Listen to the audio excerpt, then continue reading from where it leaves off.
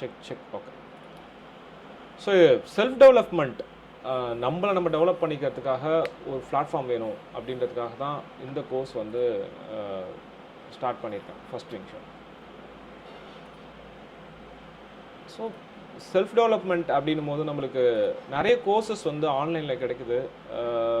அதே மாதிரி வந்து உங்களுக்கு வந்து ஆஃப்லைன் கிளாஸஸும் கூட எடுக்கிறாங்க. பட் வந்து மினிமமாக வந்து பார்த்திங்கன்னா ஒரு 5,000 ஸ்டார்ட் ஆகி ஒரு ப்ரீமியம் மென்டார்ஷிப் ப்ரோக்ராம் இல்லை செல்ஃப் டெவலப்மெண்ட் ப்ரோக்ராம் கிட்டத்தட்ட பார்த்திங்கன்னா ஒரு 15 lakhs வரைக்கும் கூட போகுது பர் இயர். அந்த மாதிரியான கோர்சஸ் நிறைய இருக்குது. ஆனால் மினிமம் 5,000 கீழே எந்த கோர்சஸும் இல்லை. அதனால வந்து இந்த கோர்சஸை வந்து நம்ம முடிஞ்ச வரைக்கும் ஸ்டூடெண்ட்ஸ்க்கும் மற்றவங்களுக்கும் ரொம்ப மினிமம் காஸ்ட் ஒரு 99 மேலே நமக்கு யாரும் பே பண்ணல. ஸோ அதனால் வந்து மினிமம் காஸ்ட்டில் வந்து ஸ்டார்ட் பண்ணணும் அப்படின்னு ஒரு மோட்டோனால இதை ஃபஸ்ட்டு ஸ்டார்ட் பண்ணோம். அடுத்தது வந்து கம்யூனிட்டி. ஸோ நம்ம இந்தியன்ஸ் அப்படின்னாலே என்ன கேள்விப்பட்டிருப்போம் அப்படின்னு பார்த்தீங்கன்னா, இந்தியன்ஸ்குள்ளே வந்து பார்த்திங்கன்னா எல்லாருமே இண்டிவிஜுவலாக ஸ்கில்டாக இருப்பாங்க. ஆனால் வந்து ஒரு குரூப்பாக பார்த்திங்கன்னா ஸ்கில்டாக இருக்க மாட்டாங்க. அந்த நண்டு கதை எல்லாருமே கேள்விப்பட்டிருப்போம். மேலே யாருனா இறக்கி விட்ற மாதிரி தான் இருக்கும் அப்படின்னு சொல்லிட்டு நம்ம எல்லாருமே கேள்விப்பட்டிருப்போம். ஆனால் நம்மளுடைய நாட்டில் மனித வளம் இருந்தும் முக்கியமாக நம்ம வளராத இருக்கிறதுக்கு ஒரு முக்கியமான காரணம் என்னென்னு பார்த்தீங்கன்னா, கம்யூனிட்டி இல்லை நம்மக்கிட்ட, ப்ராப்பராக ஒரு குரூப்பிங் இல்லை. அப்போ வந்து இண்டியன்ஸ் ஆர் இண்டிவிஜுவல்ஸ் அப்படின்ற ஒரு விஷயத்தை நம்ம பிரேக் பண்ணோம் அப்படின்னா வந்து பார்த்திங்கன்னா நம்ம ஒரு கம்யூனிட்டி டெவலப் பண்ணோம். அது அனதர் ரீசன். ஒரு செல்ஃப் டெவலப்மெண்ட் பண்ணோம், நெக்ஸ்ட் கம்யூனிட்டி டெவலப் பண்ணோம். அப்புறமா ஷேரிங் ஸ்கில்ஸ். நம்மளுக்கு நிறைய ஸ்கில்ஸ் இருக்கும். சில பேர் இப்போ நம்ம குரூப்பில் தரன் ஒருத்தர் ஆட் ஆனாருங்களே, அவர் வந்து பார்த்திங்கன்னா தமிழ் லிட்ரேச்சரில் ரொம்ப இன்ட்ரெஸ்ட் இருக்க ஒரு பர்சன். அவருக்கு தமிழ் நிறைய ஸ்கில் இருக்குது. ஸோ இப்போ நீ வந்து சில பேர் ஜாயின் பண்ணியிருக்கீங்க, சில பேருக்கு உங்களுக்கு கம்ப்யூட்டர் நாலேஜ் இருக்கும், ப்ரோக்ராமிங் பண்ணிகிட்ருப்பீங்க, சில பேர் வந்து பார்த்திங்கன்னா கிராஃபிக் டிசைனிங்கில் இன்ட்ரெஸ்ட் இருக்கும், சில பேருக்கு மியூசிக் இருக்கும். அது மாதிரி ஒவ்வொருத்தருக்கும் ஒரு ஸ்கில்ஸ் இருக்கும். ஆனால் எல்லாருக்குமே வந்து எல்லா ஸ்கில்ஸும் இருக்குமான்னு பார்த்தீங்கன்னா இருக்காது. ஆனால் நம்மளுக்கு ஒரு நீடு இருக்குது, நம்ம ஒரு விஷயத்தை பண்ண போகிறோம் அப்படின்னு பார்த்தீங்கன்னா இந்த ஷேரிங் ஆஃப் த ஸ்கில்ஸ் வந்து ரொம்ப இம்பார்ட்டண்ட். அது வந்து இம்பார்ட்டண்ட்டாக நான் பட்டுச்சு. அதனால் இந்த ஷேரிங் த ஸ்கில்ஸ் வந்து பார்த்திங்கன்னா ஒரு கம்யூனிட்டியில் மட்டும்தான் அமையும். ஸோ அதுக்காக அது another reason to start this course. அப்புறம் அவாய்ட் செல்ஃபிஷ்னஸ். நம்ம எது பண்ணாலுமே வந்து பார்த்திங்கன்னா அதில் என்ன லாபம் இருக்குது, அதில் ஃபினான்ஷியல் என்ன லாபம் இருக்குது, மற்ற என்னென்ன லாபங்கள் இருக்குது அப்படின்னு சொல்லிட்டு யோசிப்போம்.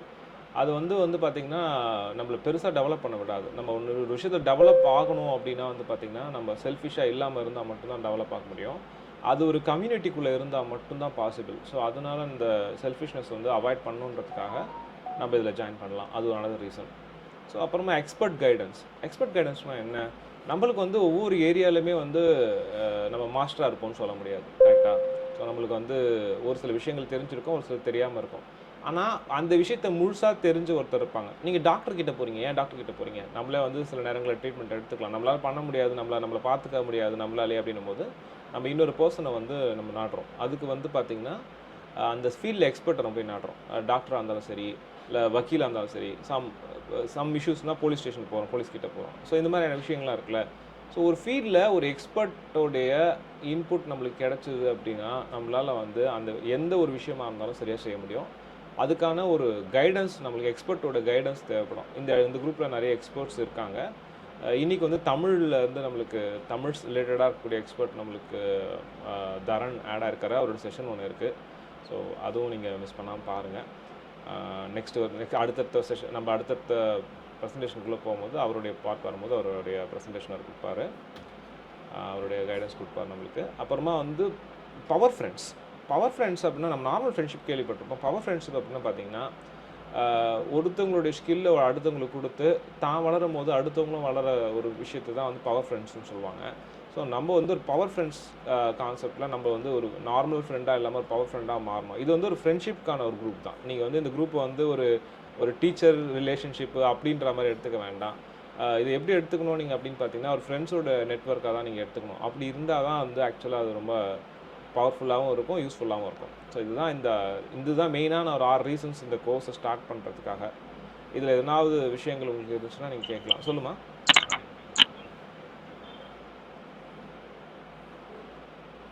ஷனிகா, நீங்கள் ஏதோ பேச வந்தீங்களா? ஓகே, சரி.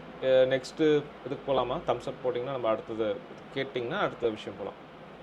இதுதான் அந்த ரீசன் 2. Okay, thank you.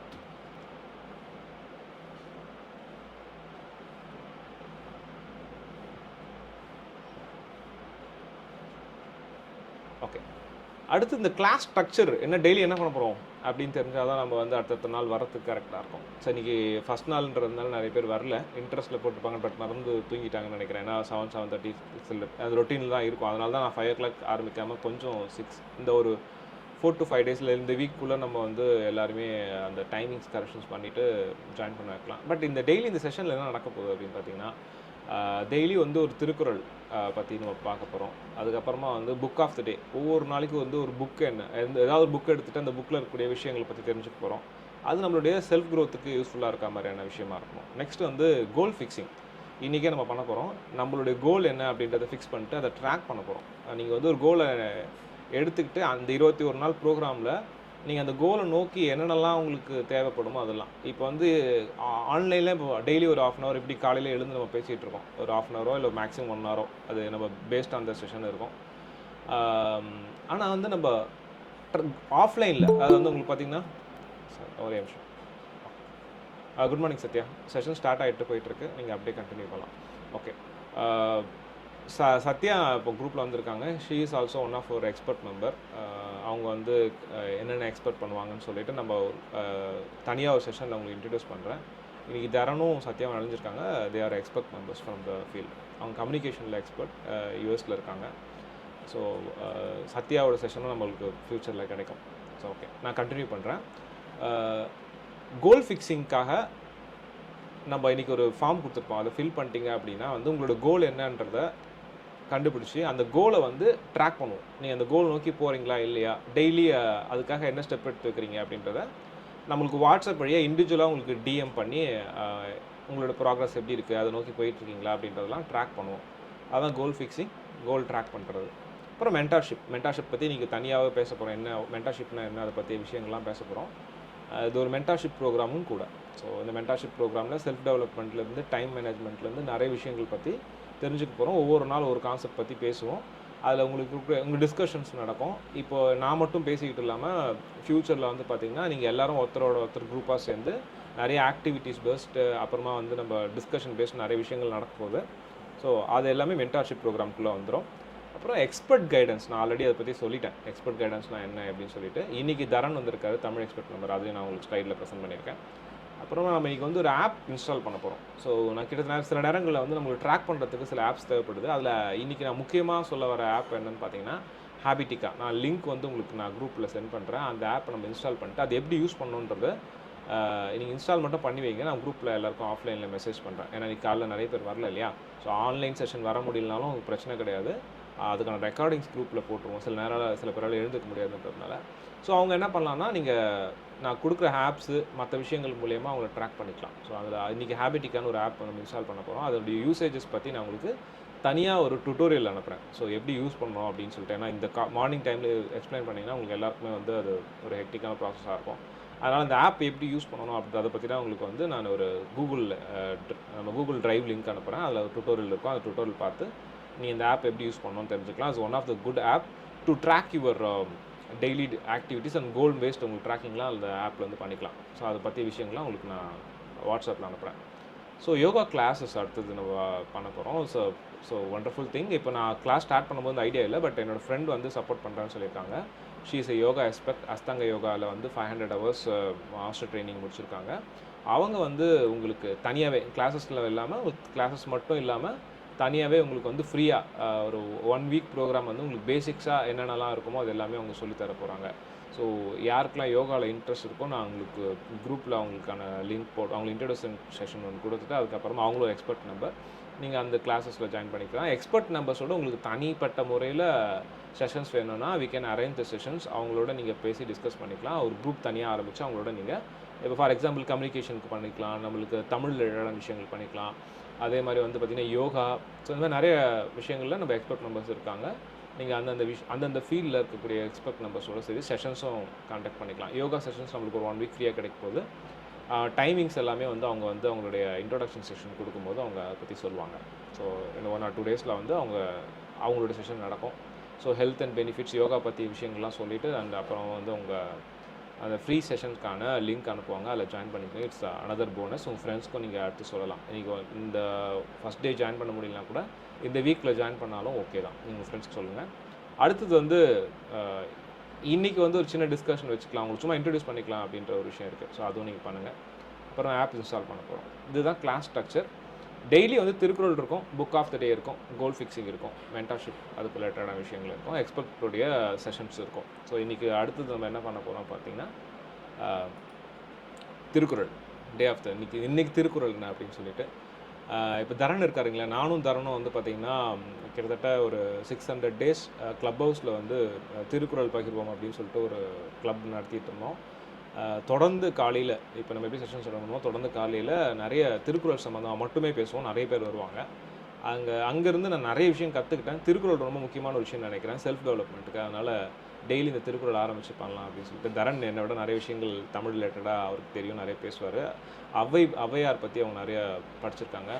ஸோ அந்த விஷயங்கள் வந்து நம்ம நிறைய விஷயம் பேசுவார். இன்றைக்கும் நிறைய விஷயங்கள் பேச இருக்காரு. So stay tune. இன்றைக்கி வந்து பார்த்திங்கன்னா முதல் பார்க்கக்கூடிய குறள் என்னென்னு பார்த்தீங்கன்னா 482வது குறள். இந்த குறள் உங்களுக்கு நான் ஷேர் பண்ணியிருக்கேன். ஸோ யாருனாலும் பார்க்க முடியுதா? ஓகே. பருவத்தோடு ஒட்ட ஒழுகல் திருவினை தீராமை ஆர்க்கும் கயிறு அப்படின்றது தான் அந்த குறள். அதாவது வந்து காலம் உணர்ந்து அதற்கேற்ப செயல்படுதல் அந்த நற்செயலின் வெற்றி நழுவ விடாமல் கட்டி பிணைக்கும் கயிறாக அமையும் அப்படின்னு சொல்லியிருக்காங்க. என்ன இது ஒரு மாதிரி டக்குன்னு புரியாத மாதிரி இருக்கலாம் ஃபஸ்ட் டைம் கேட்கும்போது. இன்னும் 2-3 வாட்டி குறளை படிச்சிங்கன்னா நம்மளுக்கு வந்து அதுக்கான அர்த்தம் புரிய ஆரம்பிக்கும், மேலே மேலமாக புரிய ஆரம்பிக்கும். பருவத்தோடு ஒட்ட ஒழுகல், அப்புறமா திருவினை தீராமை ஆர்க்கும் கயிறு. திருவினை அப்படின்றதுல எதை சொல்லாங்க அப்படின்னா செல்வம் அப்படின்னு எடுத்துக்கலாங்க. இந்த இடத்துல நற்செயல்னு விளக்கம் கொடுத்துருக்காங்க. ஒவ்வொரு உரையாசிரியர்கள் ஒவ்வொரு மாதிரி விளக்கம் எடுத்துக்கிறாங்க. இந்த இடத்துல நம்ம வந்து மணின்னு எடுத்துக்கலாம், இல்லை வந்து ஒரு நற்செயல்னு எடுத்துக்கலாம், செல்வம் எடுத்துக்கலாம். செல்வம் எடுத்திங்கன்னா வெல்த்துன்றது மணி மட்டும் வெல்த்து கிடையாது, டைம் ஒரு வெல்த்து, கான்டாக்ட் ஒரு வெல்த்து, அந்த மாதிரி வெல்த்து நம்ம சொல்கிறோம்ல. செல்வம் அப்படின்றது வந்து நீங்கள் திருவினை அப்படின்னு எடுத்துக்கலாம். தரன் இதை பற்றி பேசும்போது வேறு என்ன எக்ஸ்ப்ளனேஷன் தரோம் நீங்கள் கேளுங்க. அவர் வேறு ஒரு பாயிண்ட் ஆஃப் வியூ வச்சுருப்பார் கண்டிப்பாக நினைக்கிறேன். ஸோ ஒரு திருக்குறளை நம்ம பல பாயிண்ட் ஆஃப் வியூவில் பார்க்கலாம். நான் என்னோடய பாயிண்ட் ஆஃப் வியூவில் மட்டும்தான் சொல்கிறேன் படித்த விஷயங்கள்லேருந்து. இது எதுக்கு நீங்கள் திருக்குறள் எடுத்துக்கிறோம் அப்படின்னு பார்த்தீங்கன்னா, நம்ம 5 AM அப்படின்ற ஒரு விஷயத்தில் நம்ம எழுந்துக்கணும் காலைல நினைக்கிறோம். திருவள்ளுவர் எங்கன்னா வந்து காலை எழுந்துக்கிறத பற்றி ஏதாவது குறள் இருக்கா அப்படின்னு சொல்லிட்டு நான் தேடி பார்த்தேன். எக்ஸாக்டாக காலையில் எழுந்துக்கணும் அப்படின்ற மாதிரியான குறள்கள் எங்கேயும் இல்லை. ஆனால் அது இந்த குறளில் வந்து திருக்குறள் எல்லாமே நேரடியான பொருளில் இருக்கும்னு சொல்ல முடியாது, மறைப்பொருளாக இருக்கும் நிறைய விஷயங்கள். அப்படி பார்த்திங்கன்னா இதில் வந்து பார்த்திங்கன்னா மறைப்பொருளாக அவர் சொல்ல வந்திருக்க விஷயம் என்னென்னு பார்த்திங்கன்னா, அந்த பருவத்தோடு ஒரு சொல் யூஸ் பண்ணியிருக்காரு இல்லையா, அதில் நிறைய விஷயங்கள் ஒழிஞ்சிருக்கு. அது என்னென்னு பார்க்கலாமா? ஸோ அந்த பருவத்தோடு அப்படின்ற சொல்லுக்கு வந்து தமிழ் டிக்ஷனரியில் பல டிஃப்ரெண்ட் டிக்ஷனரி வந்து ரெஃபர் பண்ணதில் அதில் பொதுவாக அந்த பருவம் அப்படின்ற சொல்லுக்கு டைம் அப்படின்னு ஒரு விஷயம் இருக்குது, காலம். அப்போது காலத்தோடு ஒரு விஷயத்தை செய்யணும். அப்போ காலத்தோடு ஒரு விஷயத்தை செஞ்சோம் அப்படின்னா வந்து நம்மளுக்கு வந்து நம்ம கிட்ட இருக்க செல்வத்தை போக விடாமல் கட்டி வச்சுக்கோம் ஒரு கயிறு மாதிரி அப்படின்றது தான் அது ஒரு பொதுவான அர்த்தமாக இருக்கும். அப்போ காலத்தோடு அப்படின்றபோது டைம் ஒரு விஷயத்துக்கு பருவத்தோடு பயன்படுத்துகிறோம். அப்போ திருவள்ளுவர் அது ஒன்றுத்துக்கு தான் அந்த வார்த்தையை சொல்லியிருக்காரா அப்படின்னு பார்த்தீங்கன்னா கிடையாது. ஃபுல் மூன் டே, அப்புறமா வந்து பௌர்ணமி அமாவாசைன்னு சொல்லுவாங்களா, அதுக்கும் பருவம் அப்படின்னு சொல்லுவாங்க. 6 பருவகாலங்கள் இருக்கும், சீசன்ஸ்னு சொல்லுவோம் இல்லையா. அது 2 மாதம், ஒரு வருஷத்தை வந்து 6ஆக பிரிச்சிங்கன்னா 2 மாதன்றது ஒரு சீசன். அந்த சீசனை நம்ம வந்து தமிழில் வந்து பருவம் அப்படின்னு சொல்லலாம். அப்புறமா வந்து மாதத்தையும் பருவம்னு சொல்லியிருக்காங்க. அப்புறமா மழைக்காலமாக தான் சீசன் பற்றி பார்த்துட்டோம். அந்த மாதிரி மழைக்காலத்தையும் வந்து பருவம்னு சொல்லியிருக்காங்க. ப்ராப்பரான ஒரு ஆப்பர்ச்சுனிட்டி இருக்குன்னா அந்த ஆப்பர்ச்சுனிட்டியை கூட நம்ம வந்து பருவம்னு சொல்கிறோம். அப்புறமா வந்து ப்ராப்பர் சீசன்ஸ், அக்ரிகல்ச்சரல் ஆப்ரேஷன்ஸ். ஒரு அக்ரிகல்ச்சரில் வந்து விவசாயத்துக்கு ஒரு பருவம் வருது வச்சுக்கோங்க. ஒரு விவசாயம் பண்ணுறோம், அறுவடைக்கான பருவம்னு சொல்லுவோம். அறுவடைக்கான பருவம் அப்படின்னா அது அறுவடை பண்ணுறது தயாராகிடுச்சு, அதுவும் பருவம்னு சொல்லுவோம். ஒரு வருஷத்தையும் பருவம்னு சொல்லுவோம். ஒரு இளம் பருவம் அப்படின்னு சொல்லுவோம். அப்புறம் இளம் பருவம், வயதான பருவம் அப்படிலாம் சொல்லுவோம் இல்லையா. இதெல்லாமே வந்து ஏஜையும் மீன் பண்ணோம், லைஃப் ஸ்பேனில் இருக்கக்கூடிய விஷயத்தையும் நம்ம ஃபீல் பண்ணோம். இளமை, யூத்ஃபுல்னஸ், ஜுவனிட்டி, இதில் மாதிரியான இளமை, முதுமை, இது எல்லாத்தையும் நம்ம பருவம் தான் சொல்லுவோம். பலன் கொடுக்கக்கூடிய விஷயம் அப்படின்றது வச்சுக்கோங்களேன், அதுவும் பருவம் தான் சொல்லுவோம். லைஃபோடைய பல ஸ்டேஜஸையும் நம்ம பருவம் தான் சொல்லுவோம். அப்போது பருவம்ன்ற ஒரு சொல்குள்ள தமிழில் திருவள்ளுவர் பல விஷயங்களை வந்து சொல்லியிருக்காரு. அப்போது இந்த குறளை நீங்கள் வந்து பார்த்தீங்கன்னா டைமுக்கு காலை அப்படின்றது 5 மணிக்கு எழுந்துக்கணும். ஏன்னா ஃபஸ்ட்டே பார்த்தோம் டைம்ன்றதும் பருவத்துன்ற மீன் பண்ணுறது. காலையில் எழுந்துக்கிட்டோம் அப்படின்னா நம்ம கிட்ட செல்வம் தங்கும் அப்படின்னு அது பொருள் எடுத்துக்கலாம். எந்த காலத்தில் நம்ம வந்து இப்போ இளமை காலத்தில் தான் படிக்க முடியும், கரெக்டாக? அப்போ அந்த காலத்தில் படிச்சிங்க அப்படின்னா செல்வம் உங்களை விட்டு போகாது சொல்லலாம். அறுவடை செய்ய வேண்டிய டைமில் அறுவடை செய்யணும், படிக்க வேண்டிய நேரத்தில் படிக்கணும், எதை எந்த காலத்தில் செய்ய வேண்டுமோ அந்த காலத்தில் அதை செய்யணும். அப்போ பொதுவாக சொல்லியிருப்பார், திருக்குறள் என்பது உலக பொதுமுறை அப்படின்னு மட்டும் இல்லை, அந்த ஒவ்வொரு குறளுமே வந்து பல பொருள்கள் கொண்டது, பொதுவான பல பொருள்கள் கொண்டதுன்னு நம்ம எடுத்துக்கிட்டோம். அப்போ டைம் மேனேஜ்மெண்ட் பற்றி வள்ளுவர் சொல்லலை, அதுக்கான தனி குறள்கள் இல்லை அப்படின்னா இன்னும் சில குறள்களையுமே இருக்குது. காலத்தோடு ஒரு விஷயத்தை செஞ்சோம் அப்படின்னா நம்மக்கிட்ட வந்து இருக்கக்கூடிய செல்வம் போகாமல் இருக்கும். அவர் என்ன சொல்கிறாரு, புது செல்வம் வரும்னு சொல்லலை, போகாமல் இருக்கும்னு சொல்கிறாரு. அந்த இடத்துல தான் நம்ம ஒரு நுணுக்கத்தை நோட் பண்ணணும். வரணும் அப்படின்றதுக்காக விஷயங்கள் இப்போ நம்ம காசு வரணும்னா என்ன பண்ணணும், நம்ம காசு வரணும்னா அதுக்காக உழைக்கணும், மற்ற விஷயங்கள்லாம் பண்ணணும். ஆனால் இவர் சொல்கிறாரு, இருக்கக்கூடிய செல்வத்தை போகாமல் கட்டி வச்சுக்கோம் அப்படின்னு சொல்லிட்டு. அது ரொம்ப முக்கியமான விஷயம். முதல்ல நம்மக்கிட்ட இருக்கக்கூடிய செல்வம் தக்க வச்சுக்கிட்டோம் அப்படின்னாலே வந்து அடுத்தடுத்த விஷயங்கள் தானாக நடக்கும். அதுக்கு நம்ம வந்து ஒரு விஷயத்த காலத்தோடு செய்யணும். இப்போ காலத்தோட ஒரு விஷயத்தை செஞ்சோம் அப்படின்னா புது விஷயங்கள் நடக்குமா? நம்ம வந்து காலையில் 5 மணிக்கு எழுந்துக்கிறேன்னு காசு வருமா, மற்ற விஷயங்கள்லாம் வருமா அப்படின்னா, காலத்தோட ஒரு விஷயத்தை செஞ்சீங்கன்னா கண்டிப்பாக உங்களுக்கு செல்வம் வரும். அது மட்டும் இல்லாமல் உங்ககிட்ட இருக்கிறது போகாமையும் இருக்கும். இந்த 2 விஷயத்தை நம்ம இந்த குறள்லேருந்து எடுத்துக்கணும். அப்போ பருவம்னு ஒரு சொல் மூலியமாக நம்மளுக்கு எவ்வளோ விஷயங்களை வந்து வள்ளுவர் சொல்லி கொடுத்துருக்காருன்றது இந்த குறள்லேருந்து பார்க்கணும். இன்றைக்கி திருக்குறள் ஆஃப் த டே பார்த்துட்டோம். அடுத்தது புக் ஆஃப் த டே, முக்கியமான ஒரு புக். ஃபஸ்ட்டு இந்த புத்தகம் தான் வந்து பார்த்திங்கன்னா உலகத்தை மாற்றி போட்ட ஒரு புத்தகம்னு சொல்லலாம். ஏன் அப்படின்னா, இந்த மென்டார்ஷிப் ப்ரோக்ராமாக நடத்துகிறாங்கல்ல, அவங்க வந்து ஒரு பைபிள் மாதிரி நினைக்கிற ஒரு புத்தகமாக இந்த புத்தகம் இருக்குது. இந்த புத்தகத்தை அடிப்படையாக வச்சு தான் நிறைய மென்டார்ஷிப் ப்ரோக்ராம் நடக்குது. நம்மளுடைய ப்ரோக்ராமுக்கும் இந்த புத்தகம் ஒரு முக்கியமான புத்தகம். அது என்ன புத்தகம் அப்படின்னு பார்த்தீங்கன்னா, ராபின் சர்மாவுடைய 5 AM கிளப் அப்படின்ற புத்தகம் தான். ஸோ இந்த புத்தகம் தான் நம்ம இன்றைக்கி இந்த புத்தகத்தை தான் இன்றைக்கி புக் ஆஃப் த டேவாக பார்க்குறோம். ஸோ இந்த புத்தகத்தினுடைய முழுசாக படித்து முடிக்கலாம். அது ஒரு நல்ல விஷயம் தான். இன்றைக்கி கூட நீங்கள் ஸ்டார்ட் பண்ணலாம். PDF நெட்டில் கிடைக்குது, இல்லை வாங்கலாம். ஸோ உங்களுக்கு இல்லை சப்ஸ்கிரிப்ஷன் பேஸ் பண்ணி கிண்டல் வச்சுருந்தீங்கன்னா நீங்கள் அப்படியும் படிக்கலாம். இனிமேல் எதாவது வகையில் படிக்கலாம். ஆனால் அந்த புத்தகத்தை படித்து முடிக்கிறதுக்கு சில பேருக்கு சிரமமாக இருக்கும், புத்தக வாசிப்பு சில பேருக்கு இருக்காது. அதனால் அந்த புத்தகத்தில் என்ன சொல்லியிருக்காங்கன்றது புக் ஆஃப் த டேயில் பார்ப்போம். அதில் வந்து காலையில் 5 மணிக்கு எழுந்தால் என்ன மாதிரியான விஷயங்கள் நடக்கும் அப்படின்றத அவர் சொல்கிறாரு. அப்புறமா வந்து 20-20-20 ரூல் அப்படின்னு ஒரு விஷயத்தை வந்து அழகாக இன்ட்ரடியூஸ் பண்ணுறாரு. நம்ம கிளப்லேயும் இதை பண்ண போகிறோம், நம்மளுடைய குரூப்லேயும் இதை பண்ண போகிறோம். அதாவது காலையில் எழுந்த உடனே இருக்கக்கூடிய 1 மணி நேரத்தை பயனுள்ளதாக பயன்படுத்தணும். இது யார் பயன்படுத்துகிறாங்களோ அவங்க தான் உலகத்தில் பெரிய ஆளாக இருக்கிறாங்கன்னு சொல்லிட்டு ஆத்தர் ராபின் சர்மா சொல்கிறாரு. அதை 20-20-20 அப்படின்னு 20 நிமிஷங்களாக பிரிச்சுக்கிறாரு அந்த 1 மணி நேரத்தை. அந்த ஃபஸ்ட்டு 1 மணி நேரத்தில் நம்ம என்ன பண்ணணும்னா ஃபிசிக்கல் ஆக்டிவிட்டிஸ் தான் பண்ணணும். ஆக்சுவலாக நம்ம இன்றைக்கி பண்ணல, போக செஷன்ஸில் வந்து ஃபிசிக்கல் ஆக்டிவிட்டியில் தான் கிளாஸஸ் ஸ்டார்ட் ஆகும். இப்போ யோகா செஷன்ஸ்லாம் ஆட் பண்ணும்போது உங்களுக்கு ஒரு 10 முதல்ல நம்ம 20 மினிட் 10 மினிட்ஸாக கூட நம்ம பிரிச்சுக்கலாம். நீங்கள் 10 மினிட்ஸ் அதுக்கப்புறம் போக இன்க்ரீஸ் பண்ணிக்கலாம். கிராஜுவலாக அதை இன்க்ரீஸ் பண்ணிக்கலாம். 5-5-5ன்னு எடுத்துக்கிட்டு முதல்ல 20 நிமிஷம் எக்ஸசைஸு, அதுக்கப்புறமா 20 நிமிஷம் வந்து பார்த்திங்கன்னா ஜேர்னலிங் அப்படின்னு சொல்லுவாங்க. அதாவது நம்ம பிளான் பண்ணணும், அன்றைக்கி டே வந்து என்ன பண்ண போகிறோம் அப்படின்றத பிளான் பண்ணணும். டே வந்து நம்ம வெறும்னா ஸ்டார்ட் பண்ணுறோன்னா ஒன்றும் யூஸ் இருக்காது. இன்றைக்கி கோல் என்னென்னு கண்டுபிடிச்சோன்னா நம்ம அடுத்தது அதை எப்படி யூட்டிலைஸ் பண்ணுறோன்றதை நம்ம அதை அடுத்ததில் பண்ணுவோம். தேர்ட் விஷயம் என்னன்னு பார்த்தீங்கன்னா லேர்னிங், புதுசான விஷயங்களை படிக்கிறது, புத்தகங்கள் வாசிப்புலேருந்து மற்ற விஷயங்கள் எல்லாம் நம்மளுடைய கோல் ரிலேட்டடான வாசிப்பாக இருந்துச்சா இன்னும் நல்லாயிருக்கும்னு சொல்லிட்டு ஆஸ்தர் சொல்கிறாரு. இந்த 3 விஷயமும் வந்து இந்த ஃபஸ்ட்டு 1 ஹவருக்குள்ளே பண்ணணும். இது யார் பண்ணுறாங்களோ அவங்க தான் வந்து சக்ஸஸ்ஃபுல்லான பீப்புளாக மாறியிருக்காங்கன்னு சொல்லிட்டு ஒரு ஸ்டாட்டிஸ்டிக்ஸ் வந்து அவர் சொல்லியிருக்காரு. அப்புறமா வந்து 4 விஷயங்கள் நம்ம வந்து மாஸ்டர் பண்ணணும்னு அவர் சொல்கிறாரு. எமோஷ்னல் மாஸ்டரி, நம்மளுக்கு கோவம் வரும், சில நேரங்களில் வந்து நம்ம எப்படி பேசுகிறோம்னு தெரியாமல் பேசுவோம், நம்ம எமோஷன்ஸை கண்ட்ரோல் பண்ண முடியாத இருக்கும். நம்ம எமோஷன்ஸை கண்ட்ரோல் பண்ணால் தான் லைஃப்பில் முன்னுக்கு வர முடியும். நம்மளுடைய மென்டல் ஃபோக்கஸை இன்க்ரீஸ் பண்ணணும். ஃபோக்கஸ் இல்லைனா நம்மளால் எதுவுமே வாழ்க்கையில் வெற்றி பெற முடியாது. ஃபிசிக்கல் ஹெல்த் டெவலப் பண்ணிக்கணும். இது 3மே இல்லாமல் ஸ்பிரிச்சுவல் கனெக்ஷன் அப்படின்ற 4வது விஷயத்தையும் அவர் சொல்கிறாரு. இது மைண்ட், பாடி, சோல் அப்படின்னு 3ஆக நம்ம வழக்கத்தை சொல்லுவோம். மனசு நம்மளுக்கு எல்லாருக்கும் எங்கே இருக்குது தெரியாமல் மைண்டு, பாடி நம்மளுக்கு உடல் 2வது, உயிர் அப்படின்றது சோல்னு சொல்கிறாங்க. இந்த 3 விஷயத்துக்கு தேவையான விஷயத்தை நம்ம பண்ணிட்டோம் அப்படின்னா நம்மளுடைய லைஃப் அப்படின்றது ஒரு முழுமை உடையதாக மாறிடும். இவர் 4 இன்டீரியர் எம்பையர்ஸ் அப்படின்னு இந்த விஷயத்த சொல்கிறாரு. அதுக்கப்புறம் 4வது முக்கியமான விஷயம் என்ன பார்த்திங்கன்னா, நம்ம வளர்கிறதுக்கு தேவையான மைண்ட் செட்.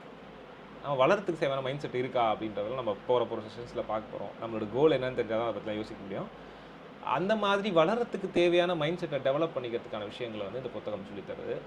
ஒரு விக்ட்ரி ஹவர் அப்படின்னு ஒரு விஷயம் சொல்கிறாரு. விக்ட்ரி ஹவர்னால் வாழ்க்கையில் ஜெயிக்கிறதுக்கான அவர். அந்த ஃபஸ்ட்டு 1 ஹவர் பார்த்தீங்களா, அதில் வந்து பார்த்திங்கன்னா நம்ம பிளான் பண்ணுறோம். அந்த பிளானிங் தான் ரொம்ப முக்கியம். எதுக்காக இந்த செஷன்ஸில் ஆரம்பிக்கிறோன்னா, நம்ம கோலை நோக்கி இந்த விக்ட்ரி அவர் வாழ்க்கையில் ஜெயிக்கிறதுக்கு தேவையான முதல் 1 மணி நேரத்தை தான் நம்ம இந்த ப்ரோக்ராமில் பண்ணிக்கிட்டு இருக்கோம். டெய்லி பண்ண போகிறோம். ஸோ யார் வரீங்களோ இல்லையோ, பட் தொடர்ந்து செஷன் நடக்கும். ஏன்னா ஒரு சில பேர் வந்து இது ஃப்ரீ கோர்ஸ்ன்றதுனால வராமல் இருக்கலாம். ஆனால் வந்து இது தொடர்ந்து நடக்கும். இல்லை எல்லாருமே ஜாயின் பண்ணுங்கள். கண்டிப்பாக நம்ம நிறைய விஷயங்களை அந்த விக்ட்ரி அவர் பண்ணிட்டு உங்களுடைய கோல்ஸை கண்டிப்பாக ரீச் பண்ண முடியும். எண்ணிக்கை முக்கியம் இல்லை, நம்ம இலக்கை எத்தனை பேர் அடையிறோன்றது தான் முக்கியம். அதுக்கு தேவையான விஷயமா நம்ம எடுத்துக்கலாம். Personal mastery and society contribution, நம்ம வளர்த்துக்கிட்டு சொசைட்டிக்கு கொடுக்கணும். இதுதான் வந்து முக்கியமான 2 விஷயங்கள். இதை புரிஞ்சுக்கிட்டாலே வாழ்க்கையில் கோலுக்கான விஷயங்கள் என்னன்றது புரிஞ்சுக்கலாம். இந்த 2 விஷயத்துக்காக தான் மனுஷன் ஒன்று அவன் வளரணும்னு நினைப்பான், இன்னும் சொசைட்டியை வளர்க்கணும்னு நினைப்பான். நம்ம ஊரில் அழகாக சொல்லுவாங்க, கொடுத்ததெல்லாம் கொடுத்தான், யாருக்காக கொடுத்தான், ஒருவருக்காக கொடுத்தான் இல்லை ஊருக்காக கொடுத்தான். அப்படின்னும் போது நம்ம மட்டும் டெவலப் ஆகக்கூடாது, அடுத்தவங்களுக்கும் கொடுக்கணுன்ற விஷயம் இருக்குல்ல. இதுதான் அவர் சொல்ல வர்றாரு. அந்த விஷயத்தை தான் அவர் சொல்ல வர்றாரு. பர்சனல் மாஸ்டரி அண்ட் சொசைட்டிக்கு நம்ம பண்ணக்கூடிய கான்ஸ்ட்ரிபியூஷன்றது நம்மளும் வளரும், அது சொசைட்டியும் வளரும். அப்படி எப்படி ஒரு சொசைட்டி வளர்த்தோ அதுக்குள்ளே நம்ம எல்லோரும் ஹாப்பியாக வாழ முடியுன்ற விஷயத்தை அழகாக சொல்லியிருக்காரு. அப்புறம் ஹேபிட் இன்ஸ்டாலேஷன், இந்த வேர்டை கவுட் பண்ணுங்கள். ஹேபிட் இன்ஸ்டாலேஷன், ஆப் இன்ஸ்டால் பண்ணுவோம்ல, அந்த மாதிரி நம்மளுக்குள்ள ஹேபிட்டை வந்து இன்ஸ்டால் பண்ணோம். அதுக்கு நிறைய மெத்தட் இருக்குது. அதுக்கு என்னென்ன பார்த்தீங்கன்னா, கிளியரான கோல் என்னன்னு தெரியணும், ஒரு கம்பைலிங் விஷன் இருக்கணும், நமது கோல் நோக்கிய விஷன் இருக்கணும், அது கன்சிஸ்டண்ட்டாக உழைக்கணும். இந்த 3 விஷயம் தான். இந்த 3 விஷயத்தை நம்ம பண்ணிட்டோம்னா நம்ம ஹேபிட் நம்மளுக்குள்ளே இன்ஸ்டால் ஆகிடும். ஹேபிட் இன்ஸ்டால் ஆகிடுச்சுன்னு வச்சுக்கோங்களேன், நீங்கள் எதுவுமே பண்ண தேவையில்ல. 90 days ஆகும் ஒரு ஹேபிட் உங்களுக்குள்ளே இன்ஸ்டால் ஆகிறதுக்கு. ஒரு புது ஹேபிட் நீங்கள் இன்ஸ்டால் பண்ணிட்டீங்கன்னா ஆட்டோமேட்டிக்காக நம்ம ஆப்ஸ்லாம் எப்படி பின்னாடி நம்ம ஒர்க் அவுட் ஆகிடுது. ஒரு வாட்டி ஆப் வாட்ஸ்அப் இன்ஸ்டால் பண்ணி விட்டிங்கன்னா அது பாட்டு ஓடிட்டே இருக்கும்ல, அந்த மாதிரி அந்த ஹேபிட் நம்மளுக்குள்ள பல விஷயங்களை மாற்றும். அதனால் 90 days ஆகும். 21 days அப்படின்றது அதோடைய ஃபஸ்ட்டு ஃபேஸ். நம்ம அதுதான் நம்ம பண்ணிகிட்டு இருக்கோம். அதுக்கு என்னென்ன பண்ணணும்னு பார்த்தீங்கன்னா, கோல் ரெடி பண்ணணும். இன்றைக்கி நம்ம அதை ரெடி பண்ண போகிறோம். அப்புறமா அந்த கோலை நோக்கியான விஷன் இருக்கணும். 2வது அதுவும் நம்ம பற்றி வர செஷன்ஸில் பண்ணுவோம், ட்ராக் பண்ண போகிறோம். கன்சிஸ்டன்ட் ரொட்டீன், டெய்லி அதை பண்ணிகிட்டே இருக்கணும். இப்போ கன்சிஸ்டன்சி தான் நிறைய பிரச்சனையாக இருக்கும். நேற்று கூட பார்த்தீங்கன்னா நிறைய பேர் மெசேஜ் போட்டிருப்பாங்க, நான் வந்திருக்க முடியாது. ஏன் பார்த்தீங்கன்னா அவங்களோட பிரச்சனை கிடையாது, அவங்க சப்கான்ஷியஸ் மைண்டில் ஏற்கனவே இன்ஸ்டால் பண்ணி வச்சிருக்கக்கூடிய ஹேபிட் காலையில் ஒரு 7-7:30 மணிக்கு தான் எழுந்துக்க பழக்கப்பட்டிருக்கும். அப்போ வந்து அது திடீர்னு மாற்ற முடியாது. இந்த இடத்துல வந்து அவங்களோட பிரச்சனை இதை சொல்ல முடியாது. இது வந்து என்ன விஷயம்னு பார்த்தீங்கன்னா, அந்த பழைய பழக்க வழக்கங்கள் இருக்குல்ல, அதை அன்இன்ஸ்டால் பண்ணணும். அதை அன்இன்ஸ்டால் பண்ணுறதுக்கு நிறைய மெத்தட்ஸ் இருக்குது, அதையும் நம்ம பார்க்க போகிறோம். அதை அன்இன்ஸ்டால் பண்ணிவிட்டு நம்ம புது ஆப்ஸ் இன்ஸ்டால் பண்ண வேண்டியிருக்கோம். இங்கே வந்திருக்கவங்களுக்குலாம் ஒரு கிரேட் அப்ரிஷியேஷன். ஏன்னா நீங்கள் வந்து உங்களுடைய சிஸ்டமில் ஒரு மல் ஃபங்க்ஷன் இருக்கக்கூடிய ஆப்ஸ் எதுவுமே இல்லை, ஹேபிட்ஸ் எதுவுமே இல்லைன்ற போது ரொம்ப சந்தோஷமாக இருக்குது. அதனால தான் காலைல உங்களால் வர முடிஞ்சிருக்கு, ஒரு கமிட்மெண்ட் கொடுக்க முடிஞ்சிருக்கு. That's good thing. அப்புறமா நம்மளுடைய மார்னிங் ரிச்சுவல்ஸ் அப்படின்னு சில விஷயங்கள்லாம் வச்சுக்க போகிறோம். அதில் வந்து ஜேர்னலிங், எழுதுறது, நம்ம அன்றைக்கி டே எப்படி பிளான் பண்ண போகிறோம், நம்ம லைஃப் பற்றி பல விஷயங்கள், கோல் பற்றிலாம் பேச போகிறோம், விஷுவலைசேஷன் பற்றி பண்ண போகிறோம், கிராட்டிடியூட். இந்த 3 விஷயங்கள் தான் இன்றைக்கி நிறைய இடங்களில் விஷுவலைசேஷன் பண்ணுறாங்க. நான் ஒரு பணக்காரன் ஆகணும் அப்படின்னு விஷுவலைஸ் பண்ணுறாங்க. அப்புறமா கிராட்டிடியூட் ஆஃப் த டேன்னு சொல்லிட்டு இயற்கைக்கும் உலகத்துக்கும் நன்றி சொல்கிற விஷயங்கள்னு சொல்லிட்டு இன்றைக்கி நிறைய குரூப்ஸில் க்ளப் ஹவுஸ்லாம் நான் இருந்த கிளப்ஸும் சரி, மற்ற விஷயங்களும் சரி, நிறைய பேர் ஃப்ரீயாகவும் சரி பெய்டு கிளாஸஸாகவும் இந்த விஷயங்களை பண்ணிக்கிட்டு இருக்காங்க. மார்னிங் ரிச்சுவல்ஸ் அப்படின்றது ரொம்ப ரொம்ப எசென்ஷியல்ஸ். நம்ம இதை பற்றி தான் வர கிளாஸஸில் ஒன்றா பார்க்க போகிறோம். அப்புறம் கன்சிஸ்டன்சி இஸ் த கீ அப்படின்னு சொல்லுவோம் இல்லையா. இவ்வளோ எல்லாமே இருந்தாலும் ஒன்றத்தை தொடர்ந்து பண்ணுறது அப்படின்றது தான் வெற்றிக்கான முதல் சாவி. அந்த சாவியை நம்மக்கிட்ட இருந்தால் மட்டும்தான் வெற்றி நம்மளை தேடி வரும். அது இல்லை அப்படின்னா நம்மளுக்கு எந்த விஷயம் இருந்தாலும் அது வேஸ்ட்டு தான். அதனால் கன்சிஸ்டன்சியாக வர பாருங்கள். கன்சிஸ்டன்சியாக அந்த விக்ட்ரி ஹவரை நம்ம வந்து யூஸ் பண்ணிக்கணும். அந்த ஃபஸ்ட்டு 1 hour இருக்குல்ல, அது விக்ட்ரி ஹவர், அந்த ஹவரை வந்து யூஸ் பண்ணிக்கணும். இதை தான் இந்த புத்தகம் சொல்லித்தருது. இதை பற்றி நான் வீடியோ வந்து உங்களுக்கு இந்த புத்தகம் என்ன சொல்லித்தருதுன்றத டீட்டெயில்டு வீடியோ இருக்குது. அந்த வீடியோவை நான் உங்களுக்கு குரூப்பில் போஸ்ட் பண்ணுறேன். அந்த வீடியோ நீங்கள் பார்த்து இன்னும் நிறைய விஷயம் தெரிஞ்சுக்கலாம். இந்த புத்தகம் படிக்கலாம். குக்கு எஃப்எம்மில் வந்து பார்த்திங்கன்னா அந்த புத்தகத்தினுடைய ஆடியோ வடிவம் இருக்குது. ஸோ நீங்கள் அதில் வந்து ஒரு 1 hourக்குள்ளே அந்த புக்கோட ப்ரீஃபையும் கேட்டு முடிச்சுக்கலாம். ஸோ இப்படிலாம் கேட்டு முடிச்சுட்டு உங்களுக்கு இன்னும் நிறைய இருந்துச்சுன்னா அந்த புத்தகத்தை வாங்கி வச்சுக்கோங்க, படிங்க. ஒரு one of the good book. இதை தான் வந்து நிறைய மென்டார்ஸ் ஃபாலோ பண்ணிகிட்டு இருக்காங்க. இந்த மாதிரி கிளப்ஸ் நிறைய நடத்திட்டு இருக்காங்க. ஆனால் அது ரொம்ப எல்லாமே பெய்டு கோர்சஸ் தான். கிட்டத்தட்ட ஒரு 5000 rupees இல்லாமல் இந்த விஷயங்களை யாரும் பண்ண மாட்டாங்க. இந்த புக்கை இருக்கிறது படிக்கிறது ஓகே, அதை ஹேபிட்டாக மாற்றுறது தான் நம்ம இந்த மாதிரியான கிளப்ஸ்க்கான வேலைகள்லாம் அவங்க அதை பண்ணிக்கிட்டு இருக்காங்க. ஒரு மென்டார்ஸ் கண்டிப்பாக இந்த புத்தகத்தில் இருக்கக்கூடிய விஷயத்தை பயன்படுத்தாமல் இருக்கவே முடியாது. இந்த மார்னிங் ரொட்டீன்ஸும் 5 AM கிளப்பும் இனி உலகத்தில் பல இடங்களில் பல பேரோட வாழ்க்கையில் மென்டார்ஷிப் ப்ரோக்ராம் மூலிமா பல விஷயங்களை மாற்றிருக்கு. தேங்க்ஸ். இதில் என்ன விஷயங்கள் டவுட்ஸ் இருந்துச்சுன்னா சொல்லுங்கள், இல்லை தம்ஸ் அப் பண்ணுங்கள். அடுத்த செஷன் போகலாம். Okay, nice. Okay, set the goal. So எப்படி ஒரு கோல் செட் பண்ணோம் அப்படின்ற விஷயம் இருக்குது. அதுக்கு முன்னாடி வந்து நீங்கள் செஷன், ஏன்னா இப்போ செஷன் முடிஞ்சிட்ட பிறகு நீங்கள் அந்த ஃபார்ம் ஒன்று அனுப்பியிருக்கேன். நீங்கள் வந்தவங்க ஃபில் பண்ணுங்கள், வராதவங்களும் ஆஃப்லைன் வீடியோ அனுப்புகிறவங்களும் ஃபில் பண்ணுவாங்க. ஒரு கோல்ன்றது எப்படி இருக்கணுன்றதுக்கான ஒரு சும்மா ஜென்ரல் டெஃபினிஷன். ரொம்ப ஸ்பெசிஃபிக்காக இருக்கணும் ஒரு கோல்னால். நான் பணக்காரன் ஆக போகிறேன் அப்படின்னு சொன்னீங்கன்னா அது வந்து ஒரு ஸ்பெசிஃபிக்கான கோல் கிடையாது. நீங்கள் பணக்காரன் ஆக போகிறீங்கன்னா எந்த வகையில் பணக்காரர் ஆக போகிறீங்க, நீங்கள் எந்த தொழில் செஞ்சு பணக்காரர் ஆக போகிறீங்க, எந்த கம்பெனியில் சிஇஓ ஆக போகிறீங்க. அப்படி ஒரு கம்பெனியோட சிஇஓவாக மாறிட்டீங்க அப்படின்னா, சக்ஸஸ்ஃபுல்லான ஒரு ஸ்டார்ட் அப் பண்ணிட்டீங்கன்னா கூட நீங்கள் ஒரு பணக்காரர் தான். இல்லை நீங்கள் செய்யக்கூடிய வேலையிலே ஒரு நேர்த்தியான வேலை செய்கிறீங்க, ரொம்ப அந்த மாதிரியான வேலை செய்யும்போது நீங்கள் பணக்காரர் தான். அதுவும் பணம் என்பது எவ்வளோ, நீங்கள் மில்லியனரா பில்லியனரா இல்லை வந்து ஆயிரங்களை சம்பாதிக்க போகிறீங்களா அப்படின்றது தான் பொறுத்து இருக்குது. அப்போது ஒரு கோல்ன்றது ஸ்பெசிஃபிக்காக நம்ம வந்து மென்ஷன் பண்ணணும். அது வந்து மெஷரபிளாகவும் இருக்கணும். அதாவது மெஷரபிளாக அதோடைய அளவு, அது எவ்வளோ சம்பாதிக்க போகிறீங்க அதில் மூலயமா, அப்புறமா அது எப்போத்துக்குள்ளே நீங்கள் வந்து அந்த கோலை அச்சீவ் பண்ண போகிறீங்க, டைம் இருக்கணும், அதில் டைம் இருக்கணும், மணி இருக்கணும், அது யார் மூலியமாக அதை பண்ண போகிறோன்ற டீட்டெயில்ஸ்லாம் இருக்கணும். அப்போ மெஷரபிளாக இருந்ததுனால நம்ம அந்த கோல் வந்து யூஸ்ஃபுல்லாக இருக்கும். அப்போ அச்சீவபிளாக இருக்கணும். நான் வந்து இமயமலை ஏற முடியும்னு நம்ம நினைக்கலாம், எல்லாருமே நினைக்கலாம். அது அச்சீவபிளான கோல் தான். ஆனால் அது வந்து நம்மளுக்கு தேவையானு ஃபஸ்ட்டு பார்க்கணும். அது நம்மளுக்கு தேவையா? தரன் கூட ஒரு திருக்குறள் போஸ்ட் பண்ணியிருக்காரு, அதில் இருக்கா. ஓகே, என்ன, ஆமாம், தரன் வந்து கோல் பற்றி ஒரு திருக்குறள் சொல்லியிருக்காரு, அதை பேசும்போது செஷன் அப்போ சொல்லுவார்னு நினைக்கிறேன். அதனால் நம்ம வந்து அச்சீவபிளான கோல்ஸாக இருக்கணும். அச்சீவபிள் வந்து இல்லைன்னு பார்த்தீங்கன்னா அது நம்மளுக்கு தேவைப்படலைன்னா அது எந்த பயனுமே இல்லை. நான் வந்து சூரியனுக்குள்ளே நெருப்பு எரியக்கூடிய சூரியனுக்குள்ளே போகிறேன் அப்படின்னு சொன்னிங்கன்னா அதுவும் ஒரு வகையான கோல்னு சொல்லலாம். ஆனால் அது அச்சீவபிளான கோல்னு சொல்ல முடியாது, பாசிபிலிட்டியும் கிடையாது. நம்மளோட லிமிட்டேஷன் ஒன்று இருக்குது இல்லையா. அந்த மாதிரி ஏகப்பட்ட விஷயங்கள் இருக்குது. நம்ம தேவையான்னு பார்க்கணும். அச்சீவபிளான கோல்ஸாகவும் அது இருக்கணும். அதுக்குள்ளே ஒரு ஒரு வேல்யூ இருக்கணும், ஒரு லாங் டேர்ம் பிளான் இருக்கணும். அதான் வந்து ரெலவன்ஸ்னு சொல்லுவோம். அப்புறமா டைமுக்குள்ளே இருக்கணும். டெட்லைன்ஸ் இல்லைனா அந்த கோலை வந்து ஃபிக்ஸ் பண்ணி அவசியமே இல்லை. நான் வந்து ஐஏஎஸ் ஆக போகிறேன்னு ஒருத்தவங்க சொல்கிறாங்க வச்சுக்கோங்களேன். அந்த ஐஏஎஸ்ஸாக வந்து அவங்க ஒரு பர்டிகுலர் வயசு ஏஜ் லிமிட் இருக்குது, அதுக்குள்ளே தான் ஆக முடியும். அது இல்லாமல் வந்து அவங்க ஐஏஎஸ் ஆக போகிறேன்னு சொன்னாங்கன்னா எதுவுமே இல்லை. ஒரு 50 வயசுக்கு அப்புறமா அவங்க ஐஏஎஸ் ஆகும்னு சொல்ல முடியுமா? ஏஜ் முடிஞ்ச பிறகு அதில் 60 வயசில் போய்ட்டு அவங்க ஐஏஎஸ் ஆனாலும் ஒரு யூஸுமே இல்லை. அப்போ வந்து எந்த டைமுக்குள்ளே நம்ம செட் பண்ணணுன்றது முக்கியம். நீங்கள் வந்து சினிமா டேரக்டர் ஆகணும் முடிவு பண்ணிட்டீங்கன்னா எந்த ஏஜில் ஆக போகிறேன், எப்போ ஆக போகிறேன்றது ஸ்பெசிஃபிக்காக இருந்தால் மட்டும்தான் நீங்கள் வந்து அந்த விஷயத்த பண்ண முடியும். அதனால் டைம் பவுண்டுன்றது கோலுக்கு அவசியம். அதுவும் நீங்கள் எழுதணும். அந்த ஃபார்மில் எழுதும் போது நீங்கள் எப்போக்குள்ளே அதை முடிக்க போகிறீங்க, அதுக்கான டைம் லிமிட் நீங்கள் என்ன வச்சுருக்கீங்க, அது கொஞ்சம் யோசித்து பார்த்து எவ்வளோ நாள் ஆகுன்றதுலாம் கணக்கு எடுத்து நீங்கள் எழுதணும். பெரிய பெரிய கோலை குட்டி குட்டி பார்ட்டாக பிரிச்சுக்கணும். பார்த்தீங்கன்னா இப்போது நீங்கள் டேரக்டர் ஆக போகிறீங்க அப்படின்னா பார்த்தீங்கன்னா முடிவு பண்ணிட்டீங்க, ஒரு படத்தோட டேரக்டர் ஆக போகிறீங்கன்னா அப்போ நீங்கள் என்ன பண்ணணும், படத்துக்கு வந்து கதைகள், நீங்களே ரைட்டராக இருந்தீங்கன்னா நீங்கள் கதை எழுதணும், கதை ரெடியாக இருக்கணும். அப்புறமா ஒரு படத்துக்கு எக்ஸ்பீரியன்ஸ் வேணும், அசிஸ்டன்ட் டைரக்டராக ஒர்க் பண்ணணும், உங்களுக்கு வந்து எக்ஸ்போஷர் கிடைக்கணும், கான்டாக்ட் கிடைக்கணும், ப்ரொடியூசர் பிடிக்கணும். அப்போ ஒவ்வொரு ஸ்டெப்ஸ் இருக்கு இல்லையா, இதெல்லாம் ஒன்று ஒன்றா அச்சீவ் ஆகிட்டே வந்தால் தான் உங்களுக்கு ஃபைனல் கோல்ன்றது சாத்தியப்படும். அப்போ அப்படின்றத பிரேக் டவுன் பண்ணி அந்த எய்மை ஸ்டெப்ஸ் என்னன்றது எழுதணும். அதுக்கப்புறமா இதெல்லாம் உங்களுக்கு தெரியலனாலும் பரவாயில்ல, நம்ம உங்களுக்கு கோல் எழுதிட்டிங்கன்னா நம்ம வர செஷன்ஸில் நான் இண்டிவிஜுவலாக ஹெல்ப் பண்ணுறேன். எல்லாருக்குமே நம்மளோட எக்ஸ்பர்ட் மெம்பர்ஸும் ஹெல்ப் பண்ணி உங்களோட கோலை டிஃபைன் பண்ணுறதுக்கு ரொம்ப யூஸ்ஃபுல்லாக இருப்பாங்க. அதை பிரேக் பண்ணி எழுத ஆரம்பிக்கணும். எழுதுன்றது தான் ஜேர்னி. காலையில் நம்ம எழுதி நம்ம ஃபார்ம்ஸில் வருது, அந்த ஃபார்ம்ஸ் ஃபில் பண்ணி அனுப்பிச்சிங்கன்னா நம்ம ட்ராக் பண்ணிக்கலாம். அதுக்கு அடுத்தது வந்து ரிவ்யூ. ஸோ அது எப்படி போயிட்டுருக்கு, ஒரு கோலை வந்து செட் பண்ணிட்டோம் அப்படின்ற நோட்டில் எழுதி வச்சுட்டோம் வச்சுக்கோங்க, ஃபாலோ பண்ணால் இருந்தாலும் வேலைக்கே ஆகாது. ஃபாலோ பண்ணி நம்ம கரெக்டாக தான் பண்ணிக்கிட்டு இருக்கோமா, அது ஒர்க் அவுட் ஆகுதா, ஆகலையா, ஆகலைன்னா ஏன் ஆகலை அப்படின்றது தான் ரிவ்யூ. ஆகலைன்னா ஏன் ஆகலைன்னு சொல்லிவிட்டு அதை பார்த்து அதை அட்ஜஸ்ட் பண்ணி அந்த கோலை வந்து மறுபடியும் மாற்றணும். இப்படி வந்து ரிஃபைன் பண்ணிக்கிட்டே வந்தீங்கன்னா ஒரு டைமில் வந்து அந்த கோல் வந்து செட் ஆகிடும். இப்போ வந்து ஒரு சில பேர் இந்த குரூப்பில் இருக்காங்க, அவங்களாம் நான் அந்த மெத்தட் சொல்லி ஃபாலோ பண்ணிவிட்டு காலேஜில் இருக்கும்போது இந்த ரிஃபைன் பண்ணி கொண்டு வந்துட்டுருக்காங்க. ஸோ அதே மாதிரி நீங்களும் வந்து இந்த கோல்ஸை வந்து ரிஃபைன் பண்ணிக்கிட்டே வந்தீங்க அப்படின்னா வந்து உங்களால் கண்டிப்பாக வந்து சாதிக்க முடியும். அடுத்து வந்து ஸ்டே மோட்டிவேட்டட். கோல் நோக்கி போக முடியுமான்னு பார்த்தீங்கன்னா பல நேரங்களில் நம்ம கோலை அச்சீவ் பண்ண முடியாத சூழ்நிலை தான் வரும். அதுக்கான காலநிலைகள்லாம் வரும். அந்த நேரத்தில் நம்ம என்ன பண்ணணும், தளர்ந்து போய் நின்றாமல் அந்த இலக்கை அடையக்கூடிய வரை நம்ம என்ன பண்ணோம்னா நடை போட்டுக்கிட்டே இருக்கணும். அதுக்கு தேவையான மோட்டிவேஷன் எடுத்துக்கணும். அது எங்கேருந்து கிடைக்கும், இந்த குரூப் மாதிரியான குரூப்லேருந்து கிடைக்கும், நம்மளுக்கு தேவையான நெட்வொர்க்லேருந்து கிடைக்கும், பவர் ஃப்ரெண்ட்ஸ் கிட்டேருந்து கிடைக்கும், மென்டார்ஸ் கிட்டேருந்து கிடைக்கும்.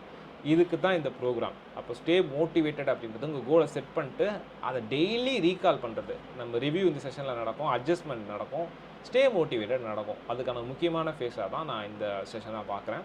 ஸோ அது உங்களுக்கு யூஸ்ஃபுல்லாக இருக்கும். Set the goal and track பண்ணி அச்சீவ் பண்ணுங்கள். ஸோ இதுதான் கோல் பற்றி நம்ம பார்க்க வேண்டிய விஷயங்கள். இதில் ஓகே சொல்லிட்டிங்கன்னா தம்ஸ் அப் போட்டிங்கன்னா அடுத்த இதுக்கு போயிடலாம், டாபிக் போயிடலாம். அப்புறம் எக்ஸ்பர்ட்டுடைய டைம் போயிடலாம் நம்ம. ஓகே, வாட் இஸ் மென்டார்ஷிப் அப்படின்ற விஷயம் நம்ம தெரியணும். மென்டார்ஷிப் அப்படின்றது என்னன்னு தெரிஞ்சுக்கிட்டோன்னா தான் இந்த ப்ரோக்ராம் எதை பற்றின்னு தெரிஞ்சுக்கும். ஸோ இதில் பார்த்தீங்கன்னா 2 பேர் ஷேர் பண்ணியிருக்கேன். ஒருத்தர் வந்து விக்ரம் சாராபாய் அண்ட் இன்னொருத்தர் பார்த்தீங்கன்னா அவங்களுக்கு எல்லாருக்கும் தெரிஞ்ச அப்துல் கலாம். அப்துல் கலாம் பார்த்தீங்கன்னா 1962 வந்து இந்தியன் ஸ்பேஸ் ஆர்கனைசேஷனில் வந்து அசிஸ்டண்ட்டாக போய் ஜாயின் பண்ணுறாரு. ஓகே, இப்போ வந்து பார்த்தீங்கன்னா அங்கே போய் சேரும்போது அவருடைய அக்னிச்சிறகுகள் புத்தகங்களில் வந்து அவர் எழுதியிருப்பார். என்ன எழுதியிருப்பாருன்னு பார்த்தீங்கன்னா விக்ரம் சாராபாய் அப்படின்ற ஒருத்தரை பற்றி எழுதியிருப்பார். விக்ரம் சாராபாய் யாருன்னு பார்த்தீங்கன்னா father of Indian space organisation, first founder chairman of ஐஎஸ்ஆர்ஓன்னு சொல்லுவாங்க. அந்த மாதிரி ஒரு கனவு கண்டவர். நீங்கள் எல்லாமே வந்து இந்த ராக்கெட்ரி படம் பார்த்தீங்கன்னா அவரை பற்றி சொல்லியிருப்பாங்க. பார்த்தீங்கன்னா தெரியும், படம் பாருங்கள், பார்க்கலாம். ஸோ விக்ரம் சாராபாய் வந்து ஒரு விஷனரி. இன்னைக்கு ஐஎஸ்ஆர்ஓ வந்து இன்றைக்கி சந்திராயன்லாம் நம்மளுக்கு சக்ஸஸ்ஃபுல்லாக ஏவுது அப்படின்னா விக்ரம் சாராபாயினுடைய கனவு தான் இன்றைக்கி நினைவாகிட்டு இருக்குன்னு சொல்லலாம். அதில் அப்துல் கலாமை வந்து மென்டார் பண்ணதுன்னா நம்ம என்னென்ன அடுத்தது பார்க்க போகிறோம். மென்டார் பண்ணது வந்து பார்த்திங்கன்னா விக்ரம் சாராபாய். நம்ம அப்துல் கலாம் வந்து அவருடைய பார்ட் என்னன்றது எழுதியிருப்பார். விக்ரம் சாராபாய் இல்லை அப்படின்னா வந்து ஐஎஸ்ஆர்ஓவில் பல விஷயங்கள் கிடையாது. அதில் அப்துல் கலாமோட லைஃப்பில் பல விஷயங்கள் இல்லை. நீங்கள் அப்துல் கலாம் வந்து இவ்வளோ பெரிய ஆளாக ஆயிருக்காரு அப்படின்னா அதில் விக்ரம் சாராபாயோட பங்களிப்பு வந்து ரொம்ப முக்கியம். அப்போ மென்டார்னா என்னன்னு பார்த்தீங்கன்னா experience person who advise and help somebody with less experience over period of time. அதாவது அனுபவம் குறைந்த ஒருவருக்கு சில காலம் தொடர்ந்து அறிவுரையும் துணை ஆதாரமும் வழங்கும் அனுபவ முதிர்ச்சியுள்ள ஒரு ஆலோசகர். இது வந்து இன்டர்நெட் டெஃபினிஷன் ஃபார் மென்டார். நம்மளுக்கு எக்ஸ்பீரியன்ஸ்னு ஒரு விஷயம் இருக்குல்ல, அது முக்கியமான வார்த்தை பாருங்க. எக்ஸ்பீரியன்ஸ் இருக்கக்கூடிய ஒரு எல்லா பேர் விக்ரம் சாராபாய்க்கு வந்து ஸ்பேஸ் பற்றி நிறைய எக்ஸ்போஷர் இருக்குது. அப்துல் கலாம் வந்து ஜாயின் பண்ணும்போது அந்த விஷயம் அவருக்கு இருந்திருக்குமான்னு தெரியாது. ஆனால் இன்றைக்கி வந்து அப்துல் கலாம் எல்லாருக்கும் தெரியும். ஸோ அவருடைய மிஷன் எல்லாரும் நமக்கு தெரியும். ஒரு பிரசிடெண்ட்டாகவே மாறினார். அந்த அளவுக்கு அந்த விஷயம் பண்ணுறதுக்கு அடிப்படையாக இருந்தது என்னென்னு பார்த்தீங்கன்னா ஏற்கனவே எக்ஸ்பீரியன்ஸ் இருந்த ஒருத்தர் தன்னுடைய எக்ஸ்பீரியன்ஸை இன்னொருத்தருக்கு ஷேர் பண்ணது தான். ஸோ விக்ரம் சாராபாய் தன்னோட அனுபவம் மட்டும் கிடையாது, தன்னுடைய விஷனையுமே ஷேர் பண்ணார். இன்றைக்கி அவருடைய விஷனில் தான், அவருடைய கனவுல தான் மற்றவங்க எல்லாரும் இந்த ஐஎஸ்ஆர்ஓ வளர்த்துட்ருக்காங்க. அப்போ எவ்வளோ பெரிய விஷயமா இருக்குன்னு பாருங்கள். அதில் நிறைய பேர் இருக்காங்க. நம்மளுக்கு தெரிஞ்சது வந்து நம்மளுக்கு அப்துல் கலாம் எல்லாருக்குமே தெரிஞ்சிருக்கும். அப்போ அப்துல் கலாம் மென்டார் பண்ணது, மென்டார்ஷிப் ப்ரோக்ராம் இந்த மாதிரிலாம் அவர் பண்ணல. ஆனால் அந்த வேலையை தான் விக்ரம் சாராபாய் பண்ணார். ஒரு great example for mentor Vikram Sarabhai and அவருடைய மென்டி அப்துல் கலாம். அண்ட் நம்ம ஊரில் இந்த மென்டார்ன்ற வேர்டை நம்ம கேள்விப்பட்டிருப்போம். ஆனால் பல காலமாக நம்ம இந்த மென்டார்ன்ற வேர்டை பயன்படுத்தாமல் அதை விட கொஞ்சம் உயர்ந்த ஒரு சொல்லுன்னு சொல்லலாம், குரு அப்படின்னு சொல்லுவாங்க. இப்போலாம் பார்த்தீங்கன்னா பிஸ்னஸ் குரு, அப்புறமா வந்து ஃபிட்னஸ் குரு, இப்படிலாம் நீங்கள் நிறைய பேர் கேள்விப்பட்டிருக்கலாம். ஆனால் இதெல்லாம் வந்து ஒரு ஆங்கில சொல்லோட குருன்ற சொல்ல பயன்படுத்துகிறோம். குருன்றது வடமொழி சொல்லாக சான்ஸ்கிரிட் வேர்டாக கூட நம்ம பார்க்கலாம். ஹிந்தியில் இதுக்கான பொருள் இருக்குது. ஹிந்தியில் சான்ஸ்கிரிட்டில் உங்களுக்கு டெவலப் ஆகிருக்கும். தமிழில் குரு அப்படின்றதும் இருக்கா இல்லைன்னு எனக்கு தெரியல. இன்னும் கொஞ்சம் அதுக்குள்ளே ரிசர்ச் பண்ணோம். தரன் இருக்கார் சொல்லுவார் நினைக்கிறேன். ஸோ குருன்னா நம்ம தமிழ்லேயும் அதை ஒரே பொருளை தான் புரிஞ்சுக்கிறோம். இப்போது கு அப்படின்னா இருள்னு சொல்லுவாங்க, ரு அப்படின்னா வெளிச்சம்னு சொல்லுவாங்க. இருளிலிருந்து யார் ஒருத்தர் நம்மளுக்கு வெளிச்சத்தை கொண்டு வராங்களோ அவங்க தான் குரு அப்படின்னு சொல்லுவாங்க. இப்போ வந்து இது பெரும்பான்மை எங்கே பயன்படுத்துவாங்கன்னு சொல்லணும்னு பார்த்தீங்கன்னா ஸ்பிரிச்சுவல் லீடர்ஸ்க்கு பயன்படுத்துவாங்க. இதில் கிரேட் எக்ஸாம்பிள் சொல்லணும்னு பார்த்தீங்கன்னா விவேகானந்தர் எல்லாருக்குமே தெரிஞ்சிருக்கோம். விவேகானந்தருக்கு குரு யாருன்னு பார்த்தீங்கன்னா ராமகிருஷ்ண பரமஹம்சர். அவர் தான் வந்து விவேகானந்தரை அந்த அளவுக்கு ஒரு ஸ்பிரிச்சுவல் பர்சனாக மாற்றினவர். ஸோ இந்த வார்த்தையை நம்ம குருன்னு பயன்படுத்துவோம். அப்போ எல்லா இடத்துலையும் குருன்ற சொல்ல பயன்படுத்தலாமான்னு கேட்டிங்கன்னா நம்ம ஏற்கனவே பார்த்தோம், மனசு, உடம்பு, அப்புறமா வந்து உயிர்னு சொல்கிறோம் இல்லையா. இந்த உயிர் சார்ந்தது தான் ஸ்பிரிச்சுவல் அப்படின்னு சொல்கிறோம். உயிர் சார்ந்த விஷயங்களை சொல்லிக் கொடுக்குறவங்கள வந்து குருன்னு சொல்லிக் கொடுக்கக்கூடிய வழக்கம் இருந்துகிட்டு வந்திருக்கு. உடல் சார்ந்த மனம் சார்ந்த விஷயங்களை மட்டும் சொல்லிக் கொடுக்குறவங்கள வந்து நம்ம என்ன சொல்லுவோம் அப்படின்னா வந்து இப்போதைக்கு ஆங்கில சொல்லான மென்டாரை பயன்படுத்திக்கலாம், இல்லை ஆசிரியர் அப்படின்ற சொல்ல பயன்படுத்திக்கலாம். தரன் இருக்கார், அவர்கிட்ட கேட்போம். ஆசிரியர்னு ஒரு சொல்ல பயன்படுத்தியிருப்போம், குருன்னு ஒரு சொல்ல பயன்படுத்தியிருப்போம், ஆசான் அப்படின்னு ஒரு சொல்ல பயன்படுத்தியிருப்போம். இது எல்லா சொல்லுக்கும் வெவ்வேறு வகையான பொருட்கள் இருக்குது. வாத்தியார் அப்படின்னு ஒரு சொல் பயன்படுத்துகிறோம். இந்த மாதிரி இப்போ நீங்கள் இங்கிலீஷில் பார்த்தீங்கன்னா டியூட்டர், டீச்சர், மென்டார். இப்போ குருவை வந்து இங்கிலீஷ் பீப்புள்ஸ் ஆல்சோ யூஸ் பண்ண ஆரம்பிச்சிட்டாங்க. ஸோ ஆனால் நம்ம ஊரை பொறுத்த வரைக்கும் குருன்ற சொல் வந்து மென்டாருக்கு இணையான ஒரு சொல், ஆனால் அதோட உயர்ந்த சொல்லுன்னு கூட சொல்லலாம். ஏன்னா அது வந்து உயிர் சார்ந்த விஷயங்களை சொல்லித்தர விஷயங்களாக இருக்கும். ஸ்பிரிச்சுவாலிட்டின்னு சொல்கிறோம் இல்லையா. ஸ்பிரிச்சுவாலிட்டிக்கும் மதத்துக்கும் சம்மந்தம் இல்லை. ஸ்பிரிச்சுவல்னால் உயிர் சார்ந்த விஷயங்கள், அதாவது வந்து மனதை கடந்த விஷயங்களை சொல்லித்தரது தான் ஸ்பிரிச்சுவாலிட்டி. அப்படி இருக்கவங்க நம்ம வந்து குரு அப்படின்னு சொல்லுவோம். ஓகே, அப்போ வந்து இது நம்மளுடைய லைனேஜில் இப்படி இருக்குது, நம்ம கேள்விப்பட்டிருப்போம். ஆனால் வந்து கிரீக்ஸ் வந்து இது என்ன மாதிரி சொல்லியிருக்காங்கன்னு பார்த்தீங்கன்னா இதில் வந்து பார்த்தீங்கன்னா அலெக்சாண்டர் த கிரேட் எல்லாரும் கேள்விப்பட்டிருப்பீங்க. அலெக்சாண்டர் த கிரேட் கேள்விப்பட்டிருப்பீங்க. அந்த அலெக்சாண்டர் த கிரேட் உலகத்தில் நிறைய இடங்களை வெற்றி கொண்ட ஒரு மன்னன். அந்த மன்னன் வந்து உருவாகிறதுக்கு காரணமாக இருந்தது பார்த்தீங்கன்னா ஒரு லைனேஜ். ஓகேங்களா, லைனேஜ்னு ஒரு விஷயத்த சொல்லுவோம். நம்ம ஊரில் வந்து இந்த பரம்பரைன்னு சொல்லுவாங்க. குரு பாரம்பரியம், குரு பரம்பரைலாம் பழைய தமிழ் சொற்களில் இருக்குது. பரம்பரை அப்படின்றத சொல்லிகிட்டு இருக்கோம். அப்படி வந்து பார்த்திங்கன்னா டிசைபிள்ஸ் அண்ட் டீச்சிங் அப்படின்னு பார்த்தீங்கன்னா வழி வழியாக வர்றது, தலைமுறை தலைமுறை அப்படி தான் இருந்துச்சு. இன்றைக்கி தான் வந்து அந்த தலைமுறை கல்வி அப்படின்றது இல்லாமல் போயிடுச்சு. இப்போ ஒருத்தர் வந்து ஒரு சிற்பம் செதுக்கிறாரு வச்சுக்கோங்களேன், அந்த கலை வந்து அவங்க பையனுக்கு சொல்லிக் கொடுப்பார், அவன் பையன் சொல்லிக் கொடுப்பான் அப்படின்ட்டு தான் ஒரு காலத்தில் வந்துட்டு இருந்துச்சு. நம்மளுக்கு எப்போ வந்து நம்ம பிரிட்டிஷ் கீழே வந்தோம் அப்படின்னா அந்த டைமில் அது பிரேக் ஆகிட்டு இப்போ ஒவ்வொருத்தரும் அவங்க பிடிச்ச வேலைகள் செய்கிறோம். அவங்கவுங்க பசங்களை நம்ம அடுத்தது நம்ம பணம் சார்ந்து அனுப்புகிறோம். எதில் அதிகமான பணம் வருமோ அது சார்ந்து அனுப்புகிறோம். அந்த காலத்தில் ஸ்கில் பேஸ்டு எஜுகேஷன் சிஸ்டம் இருக்குது. அது வந்து நம்ம ஸ்கில் பேஸ்ட் எஜுகேஷன் சிஸ்டமில் இந்த மாதிரியான விஷயம், ஏன்னா தலைமுறை வரும்போது அதை அழகாக செய்ய முடியும். சாக்ரட்டிஸ் ஒரு தத்துவ ஆசிரியர், அவர் வந்து பிளாட்டோக்கு சொல்லிக் கொடுக்குறாரு. பிளாட்டோ வந்து அரிஸ்டாட்டலுக்கு சொல்லிக் கொடுக்குறாரு. அரிஸ்டாட்டல் சொல்லிக் கொடுத்ததை வச்சு தான் அலெக்சாண்டர் மிகப்பெரிய ஒரு ஆளாக ஆகி இந்த உலகத்தில் பல விஷயங்கள் ஆண்டார். சரி, ஓகே, அந்த பக்கம் அப்படி இருக்குது. நம்ம ஊரில் யாருனா இருக்காங்களாம் பார்த்தீங்கன்னா சாணக்கியா அப்படின்னு கேள்விப்பட்டிருப்போம். சாணக்கியா வந்து பார்த்திங்கன்னா ஒரு நம்ம இப்போ சொல்லுவோம் பிராமணிக்கல் சமூகத்தை சார்ந்தவர். அவர் வந்து பார்த்திங்கன்னா போர் புரியக்கூடாதுன்றது அந்த காலத்தினுடைய தர்மம். அப்போ வந்து அவர் வந்து ஒரு ஹர்ட் ஆகிடுறாரு ஒரு இடத்துல வந்து. ஆனால் அவரால் வந்து போர் புரிய முடியாது. பழி வாங்கணும்னு நினைக்கும் போது என்ன பண்ணுறாருன்னா, தான் கிட்ட இருக்கக்கூடிய அறிவையும் தான் கலையில் இருக்கக்கூடிய அறிவை இன்னொருத்தருக்கு சொல்லி, யாருன்னு பார்த்தீங்கன்னா சந்திரகுப்த மௌரியருக்கு வந்து சொல்லிக் கொடுத்து, சந்திரகுப்த மௌரியரை ஒரு பெரிய அரசனாக்கி தன்னை அவமதித்த வந்து அரசாங்கத்தை அழித்து ஒரு புதிய நிர்வாகத்தையே பண்ணார். அதனால தான் வந்து சாணக்கியன் மாதிரியான அறிவு வேணும்னு சொல்லிட்டு நம்ம கேள்விப்பட்டிருக்கோம். இதெல்லாம் நம்ம ஊரில் இருக்கக்கூடிய கதைகள். அப்போது ஒருத்தரால் தன்னுடைய அறிவையும் நாலேஜையும் ஷேர் பண்ணுறதுனால உலகத்தை ஆளக்கூடிய வல்லமைகளை உருவாக்க முடியுன்றது காலங்காலமாக நடந்துகிட்டு வந்துருக்கு. இது எல்லாமே ஒரு மென்டார்ஷிப் ப்ரோக்ராம் தான். அப்போ அதுக்கு பேர் மென்டார்ஷிப் ப்ரோக்ராம்னு கிடையாது. ஆனால் எக்ஸ்பீரியன்ஸ் ஷேரிங் அப்படின்றது தான் நம்ம தெரிஞ்சுக்கணும். இதுதான் வந்து டைரக்ட் டீச்சிங் லைனேஜ். இப்போ வந்து க்ரீக்லையும் இது நடந்திருக்கு. உலகத்தில் எல்லா இடங்களையும் நடந்துட்டுருக்கு. இன்னும் நிறைய இடங்கள் நம்ம சொல்லலாம். கிரிக்கெட்டில் பார்த்திங்கன்னா சச்சின், சேவாக்கு. ஸோ அப்போ வந்து ஒவ்வொருத்தர்கிட்ட அந்த நாலேஜ் ஷேரிங் இருக்கணும். அவங்க ப்ரோக்ராமர்லாம் நடத்த மாட்டாங்க. ஆனால் கண்டிப்பாக அவங்களுக்கு மென்டாராக ஒருத்தவங்க இருந்துக்கிட்டே இருப்பாங்க. ஸோ இதுதான் வந்து இதில் இருக்கக்கூடிய விஷயங்கள். இப்போ பெஞ்சமின் கிரஹாம் இவர் தான் வந்து பார்த்திங்கன்னா வாரன் பஃபெட்டுக்கு, இப்போ இது சில எக்ஸாம்பிள்ஸ், வாரன் பஃபெட்டுக்கு மென்டாராக இருந்தவர். அப்புறமா ஸ்டீவ் ஜாப்ஸ், இது யாருன்னு பார்த்தீங்கன்னா உங்களுக்கு தெரிஞ்சிருக்கும். ஸ்டீவ் ஜாப்ஸ் இது யாருன்னா சொல்ல முடியுமா? யாருன்னு? மெசேஜ் ஆர் டெக்ஸ்ட், இது யாருன்னு சொல்ல முடியுமா? கமெண்டில் மெசேஜ் பண்ணுறீங்களா? Anyone knows? எஸ், ஜெய்சரோனா மெசேஜ் பண்ணியிருக்காரு. மார்க் ஜுக்கன்பர்க், ஃபேஸ்புக்கோடைய ஃபவுண்டர். ஸோ ஸ்டீவ் ஜாப்ஸ் தான் வந்து மார்க்குக்கு வந்து பார்த்திங்கன்னா மென்டாராக இருந்திருக்காரு. சரிங்களா, மென்டார் அவர்கிட்ட இருந்த விஷயம் தான் இன்றைக்கி ஃபேஸ்புக் எவ்வளோ தொலைவு, அதுக்கப்புறமா இன்றைக்கி சோஷியல் மீடியாவே வந்து உலகத்தை ஆட்டி படிக்கிற ஒரு விஷயத்தை வந்து மார்க் கையில் வச்சுருக்காருன்னா ஸ்டீவ் ஜாப்ஸ் அவருக்கு மென்டாராக இருந்தது தான் முக்கியமான ஒரு காரணம். அப்புறமா வந்து உங்களுக்கு வாரன் பஃபெட், ரைட் சைடில் இருக்கிறது வாரன் பஃபெட். அவர் வந்து என்ன பார்த்தீங்கன்னா பில்கேட்ஸ்க்கு மென்டாராக இருந்திருக்காரு. பில்கேட்ஸ் அவர்கிட்ட நிறைய விஷயங்கள் கற்றுக்கிட்டதா அவர் படித்த புத்தகங்களும் சரி, இன்டர்வியூவில் நிறைய இடங்களில் சொல்லியிருக்காரு. இது படங்களில் கூட நீங்கள் பார்க்கலாம். படங்களில் ஒரு எக்ஸாம்பிள் சொல்கிறேன் உங்களுக்கு டக்குன்னு புரியணும்னு. இதில் எதுவுமே புரியலாலும் இந்த எக்ஸாம்பிளில் புரிஞ்சிடும். ஹாரி பாட்டர் படம் பார்த்தீங்கன்னா தெரிஞ்சிருக்கும். டம்பிள்டோர் வந்து பார்த்திங்கன்னா ஹாரி பாட்டருக்கு என்ன விஷயம் பண்ணுவாரோ அவர் தான் ஒரு மென்டாராக இருந்து டம்பிள்டோர் ஹாரி பாட்டர் வழி நடத்துவார். ஹாரி பாட்டர் பின்னாட்கள் வந்து ஒரு பெரிய டம்பிள்டோரோட பவர்ஃபுல்லான ஒரு பர்சனாக வருவான். ஆனால் அந்த டம்பிள்டோர் அவனை வந்து எப்படி வந்து கிரியேட் பண்ணுறாருன்றது தான் ஒரு மென்டாருக்கான வேலை. சரி, எம்குமரன் சமாதான மகள் படம் பார்த்தீங்கன்னா தெரியும். அதில் வந்து ஜெயம் ரவிக்கு வந்து அப்பா வந்து பார்த்திங்கன்னா பிரகாஷ்ராஜ் வந்து ஒரு இடத்துல என்ன சொல்லுவார்னு பார்த்தீங்கன்னா, நீ என்னோடய வாரிசாக அவனா இருக்கலாம், பையனாக அவனா இருக்கலாம், ஆனால் என்னுடைய தொழில் வாரிசு அப்படின்னு யாருன்னு பார்த்தோன்னா அவன் ஒரு பாக்ஸர். ஆக்சுவலி ப்ரொஃபஷனலாக பையனே விட்டுட்டு போயிருப்பான். அந்த படத்தில் பார்த்தீங்கன்னா தெரியும். ப்ரொஃபஷனுக்காக பையனே விட்டுட்டு வந்திருப்பார்.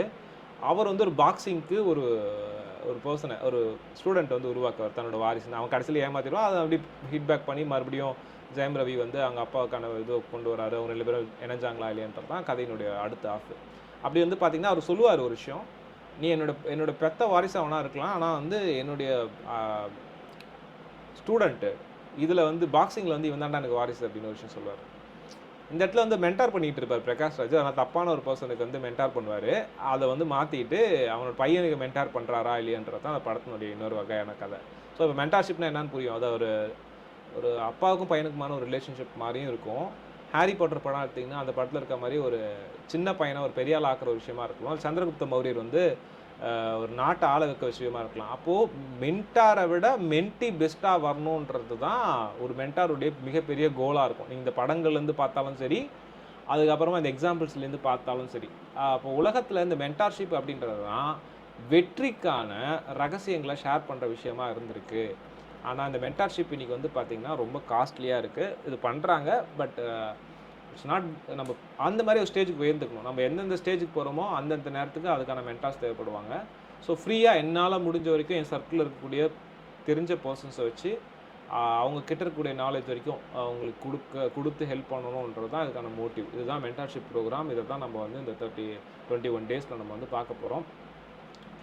ஸ்பீல்பர்கோட ஒரு முக்கியமான ஒரு கோட் இருக்குது மென்டார்ஷிப் பற்றி. The dedicated balance of mentoring someone, it's not creating them in your own image. அதான் சொன்னோம். அதாவது நம்மள மாதிரியே வந்து அவங்கள உருவாக்குறது இல்லை, ஒரு ஆப்பர்ச்சுனிட்டி கொடுத்து அவங்களா மாற்றுறது தான் அப்படின்னு சொல்கிறாரு. சரிங்களா?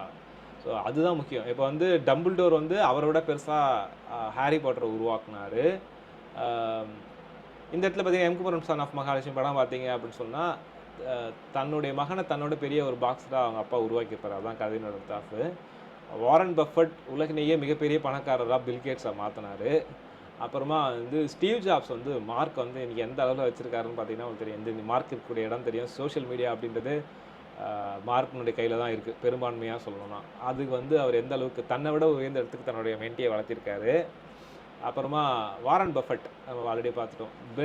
பெஞ்சமின் கிரஹாம் தான் ஃபஸ்ட்டு. அவர் வந்து ஒரு இன்வெஸ்டராக எக்கனாமிஸ்டாக இருந்தது. அவரை தான் வாரன் பஃபட் கிரியேட் பண்ணார். வாரன் பஃபட் பில்கேட்ஸை கிரியேட் பண்ணார். பார்த்தீங்களா? அப்போது ஒரு நம்ம பில்கேட்ஸை பற்றி எல்லாரும் கேள்விப்பட்டிருப்போம், மார்க் பற்றி எல்லாரும் கேள்விப்பட்டிருப்போம், ஸ்டீவ் ஜாப்ஸ் பற்றி எல்லாம் கேள்விப்பட்டிருப்போம். ஆனால் அவங்க மென்டார்ஸை பற்றி நம்ம யாரும் கேள்விப்பட்டிருக்க மாட்டோம். அவங்களோட மென்டார்ஷிப் ப்ரோக்ராம்னு ஒன்று இல்லைன்னா அவங்களால இன்னும் இந்த விஷயத்தை அடையிறதுக்கு ரொம்ப நாட்கள் ஆகிருக்கும். ஆனால் அவங்களோட பெஸ்ட்டாக அவங்க உருவாக்குனாங்க. அலெக்சாண்டர் கிரேட்டை உருவாக்குறதுக்கு பின்னாடி ஒரு 3 ஆசிரியர்கள் இருந்திருக்காங்க, ஒரு லைனேஜ் இருந்திருக்குன்றதை நம்ம தெரிஞ்சுக்கணும். Socrates, Plato's, Aristotle. சாணக்கியா வந்து பார்த்திங்கன்னா ஒரு சந்திரகுப்த மௌரியரை உருவாக்குனார் அப்படின்னு பார்த்துருக்கோம்.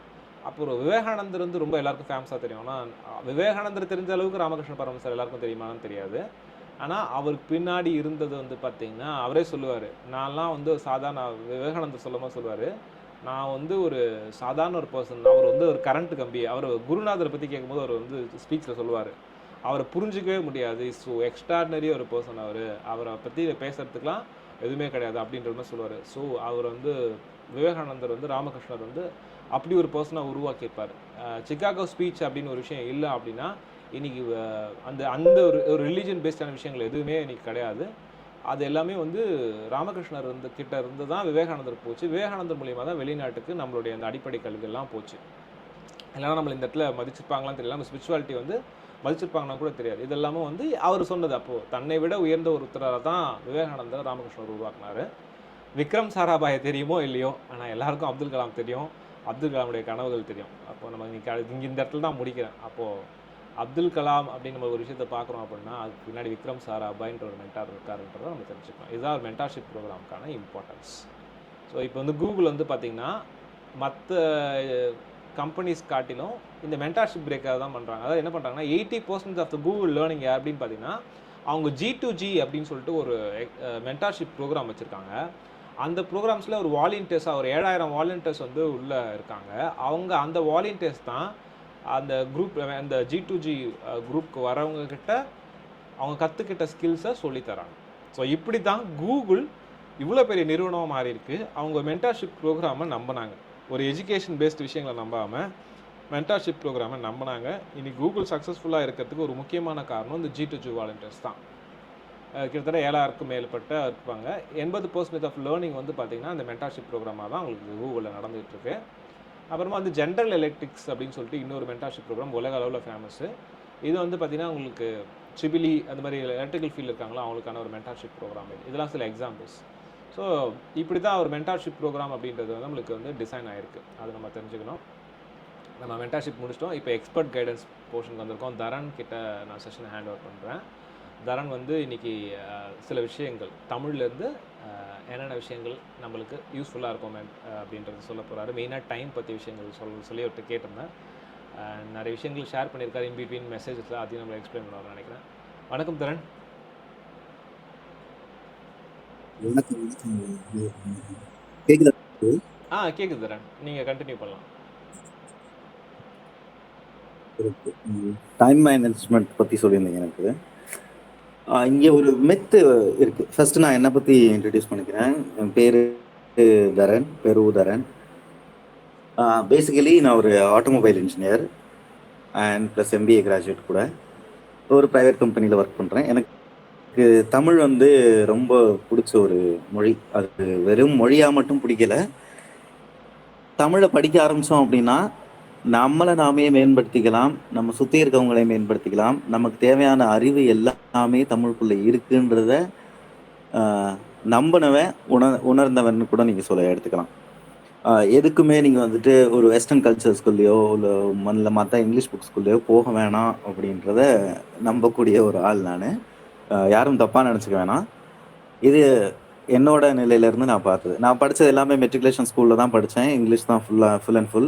ஆனால் ஒரு ஒரு குறிப்பிட்ட சூழலில் வந்து நான் தமிழுக்குள்ளே என்ட்ரு ஆனேன்.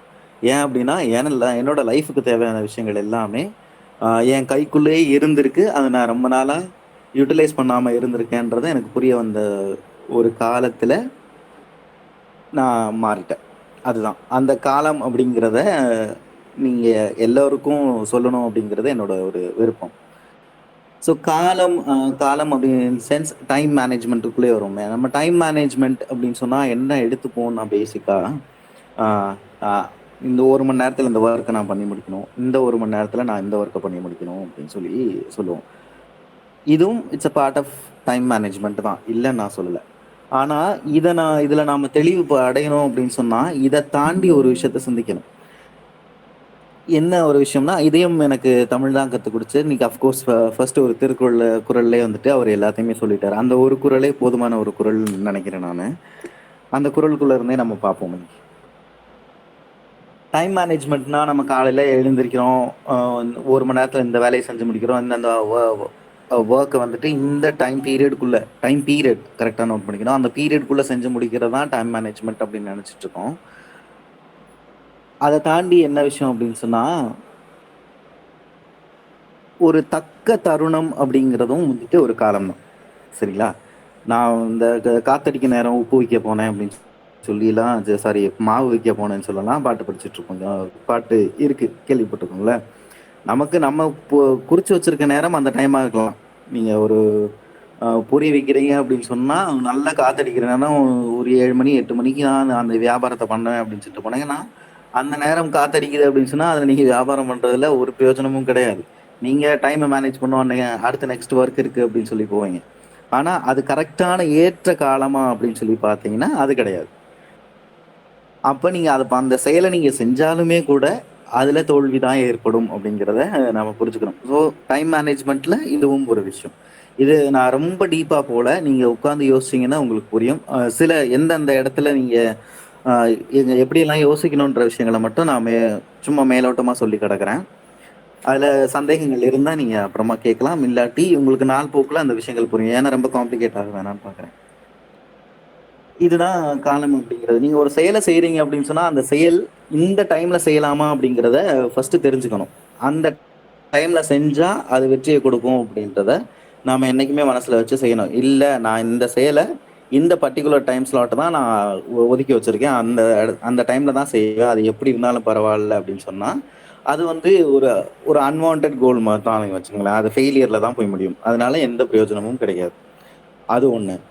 அப்புறம் இந்த காலத்தை, இந்த டைம் மேனேஜ்மெண்ட்டை நீங்க செய்யற செயலால மட்டுமே உங்களுக்கு அச்சீவ்மெண்ட் கிடைச்சிருமா அப்படின்னு சொல்லி பார்த்தீங்கன்னா, அது சில விஷயங்கள் கிடைக்கலாம். ஆனா உங்களோட செல்ஃப் பிஹேவியர்ல நீங்க மாத்தும் போது சில விஷயங்கள் நடக்கும்.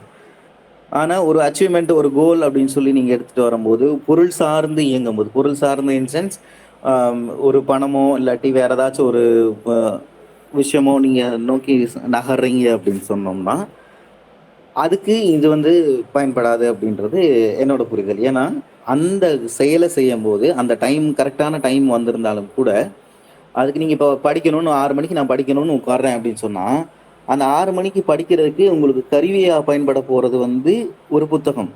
அந்த புத்தகத்துல சந்தேகங்கள் வருது அப்படின்னு சொன்னா அந்த சந்தேகங்களை நீங்க கேட்டு தெளிவடைகிறதுக்கு ஒரு ஆள் தேவைப்படுவாங்க. ஸோ ஒரு கருவியும் உங்களுக்கு தேவைப்படுது அந்த இடத்துல. அதுக்கான இடமும் தேவைப்படுது. நீங்க போய் ஒரு சத்தமா இருக்கிற நேரத்துல, ஒரு சூழல்ல உட்கார்ந்து நீங்க ஒரு காரியத்த செஞ்சு முடிக்கணும்னு நெனச்சு போய் உட்காந்து போய் படிக்கிறீங்க அப்படின்னு சொல்லி, படிக்கணும்னு நெனச்சு உட்கார்ந்தீங்க அப்படின்னு சொன்னா, உங்களால அது அது டிஸ்டர்பன்ஸ் தான். ஸோ எந்த இடத்துல அப்படின்றது நம்ம டிசைட் பண்ணணும் ஃபர்ஸ்ட்டு. 6 மணிக்கு எந்திரிச்சு படிக்கிறேன்னா, அது டைம் ஓகே. ஆனா, அந்த இடம் எப்படிப்பட்ட இடத்த நீங்க சூஸ் பண்றீங்க அப்படின்றது, அதோட காலத்தோட சேர்ந்து வரக்கூடிய ஒரு சப்போர்ட்டிவ் திங் தான். அதே போல நீங்க படிச்சுட்டு இருக்கும்போது உங்களுக்கு சந்தேகங்கள் வருது அப்படின்னு சொன்னா, அந்த சந்தேகத்த நிவர்த்தி பண்றதுக்கு, தெளிவடைய செய்றதுக்கான மென்டார்ஸ் இருக்காங்களா? இல்லாட்டி அதுக்கு தகுந்த கைடன்ஸ் உங்களுக்கு யார்ட்டருந்து கிடைக்குது? இல்ல அதுவும் வேற புக்ஸா? அப்படின்றத வந்துட்டு, நீங்க கருவி அப்படின்ற ஒரு இடத்துல நீங்க கொண்டு வந்து வைக்க வேண்டிய சூழல் வரும். சரிங்களா? அப்போ வெறும் காலத்த மட்டும் வச்சு நம்ம சில விஷயங்கள முடிவு பண்ணிற முடியாது. சில விஷயங்கள நம்ம கத்துக்க முடியாது.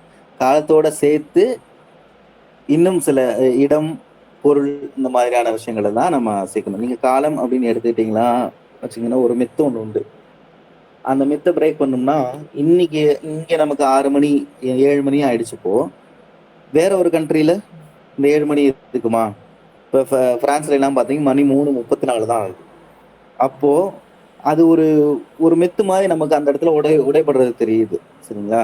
அப்போ என்ன பண்ணணும் அப்டின்னா, நாம எடுக்கிற செயல் ஒரு கோல அச்சீவ் பண்றோம் அப்டின்னு சொன்னா, அந்த கோல அச்சீவ் பண்றதுக்கு எது தக்க சமயம் அப்டிங்கிறத தான் பார்க்கணுமே தவிர, இந்த இந்த டைம் ஃப்ரேம் நீங்க செட் பண்ணி வச்சீங்க அப்டின்னு சொன்னா, அது பழுதுபட்டு போய் நிக்கக்கூடிய வாய்ப்புகள் அதிகம் உண்டு. சரியா? டைம் மேனேஜ்மென்ட்ல எல்லாரும் பேசக்கூடிய விஷயம் என்னன்னா, நான் வந்து ஒரு ஒரு பீரியட் ஒண்ணு செட் பண்ணிட்டு அந்த பீரியடுக்குள்ள செய்யணும் அப்படிங்கிறது. அது பீரியடும் தாண்டி எக்ஸாக்ட்டா எந்த பீரியட் அப்படின்றத டிசைட் பண்ணிட்டு, அதுக்கு முன்னாடியே அதுக்கான விஷயங்கள நாம சேகரிச்சு வச்சிருந்தோம் அப்படின்னு சொன்னா, டைம் மேனேஜ்மென்ட்ன்றது ஒரு பெரிய விஷயமாவே இருக்காது. அது இயல்பா நமக்குள்ள நடக்கிற ஒரு அனிச்சை செயல் மாரி வந்துரும் அப்படிங்கிறது உண்ம. இது தமிழ் இலக்கியங்கள்ல எல்லாம் எப்படி சொல்லப்பட்டிருக்கு அப்படின்னு சொல்லி பார்த்தா, காலம் அப்படிங்கிற ஒரு விஷயத்த திருக்குறள தாண்டி நீங்க வேற எங்கேயும் தேடினாலும், அவ்வளவு சிறப்பா கிடைச்சிரும் அப்படின்றது எனக்கு தெரியாது. எனக்கு தெரியல. எனக்கு தெரிஞ்சு இல்லன்னு தான் நெனைக்கிறேன். வேற யாருக்கும் தெரிஞ்சிருந்தாலும் கூட நீங்க சொல்லுங்க. இந்த காலம் அறிதல் அப்படின்னு சொல்லி ஒரு அதிகாரமே குடுத்திருக்காரு. இன்னைக்கு இலக்கியங்கள்ல நாம திருக்குறள்ன்றத வந்துட்டு ஏதோ ஒரு மனப்பாட பகுதிக்காகவும், இல்ல அது ஏதோ ஒரு பெரிய வலிமையான கருத்து அப்படின்னு இருக்கு அப்படின்னு சொல்லி வெறும் அறத்துப்பால மட்டும் நம்ம பார்த்துட்டு ஒதுக்கி விட்டுட்டோம்.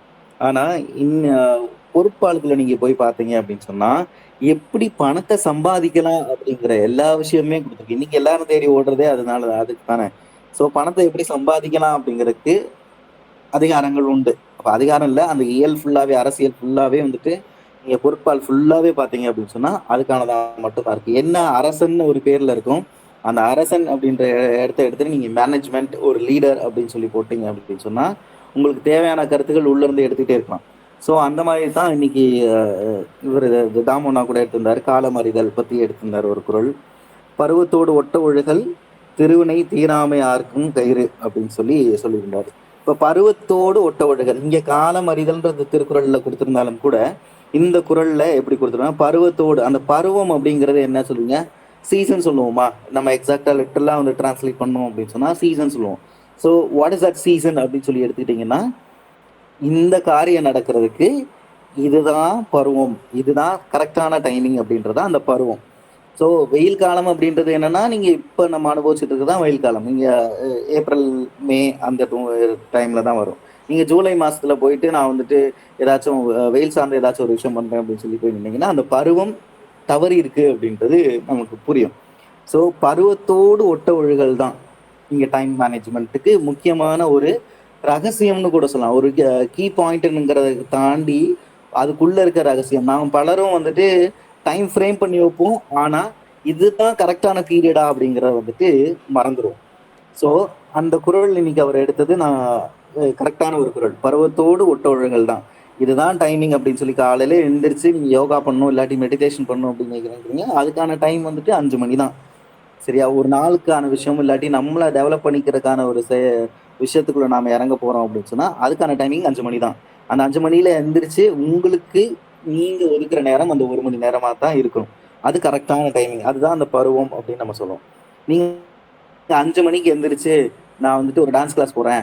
இல்லன்னா நான் வேற எங்கேயாச்சும் ஏதாச்சும் பண்றேன் அப்படின்னு சொல்லிட்டு போய் நின்னீங்கன்னா, அது அந்த நேரத்தையும் அந்த சூழல்ல இருக்கு தெரியுமா, அந்த சூழல்ல இருக்க அந்த ப்ரீஸ், அதில் கிடைக்கக்கூடிய அந்த பாசிட்டிவிட்டி, இந்த மாதிரியான விஷயங்கள்லாம் நீங்கள் லேக் பண்ணுவீங்க. அந்த அந்த பெனிஃபிட் வந்துட்டு உங்களுக்கு ஃபுல்லாக வராது அப்படிங்கிறது உண்மை. ஸோ பருவம் அப்படிங்கிறது வந்துட்டு எந்த செயலை செய்யறதுக்கு எது ஏற்ற காலம் அப்படிங்கிறது தான் பருவமாக நம்ம எடுத்துக்கணும்.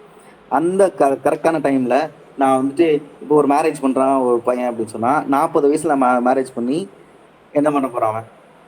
So life span entire life ஸ்பேனாக முடிஞ்சு போச்சு. ஸோ நீ என்ஜாய் பண்ணணும் அப்படின்னு நினைக்கலாம், ஜஸ்ட் 20 to 30, 30 எனக்கு ஜாஸ்தி தான், 20 ஒரு ஜாஸ்தி தான்.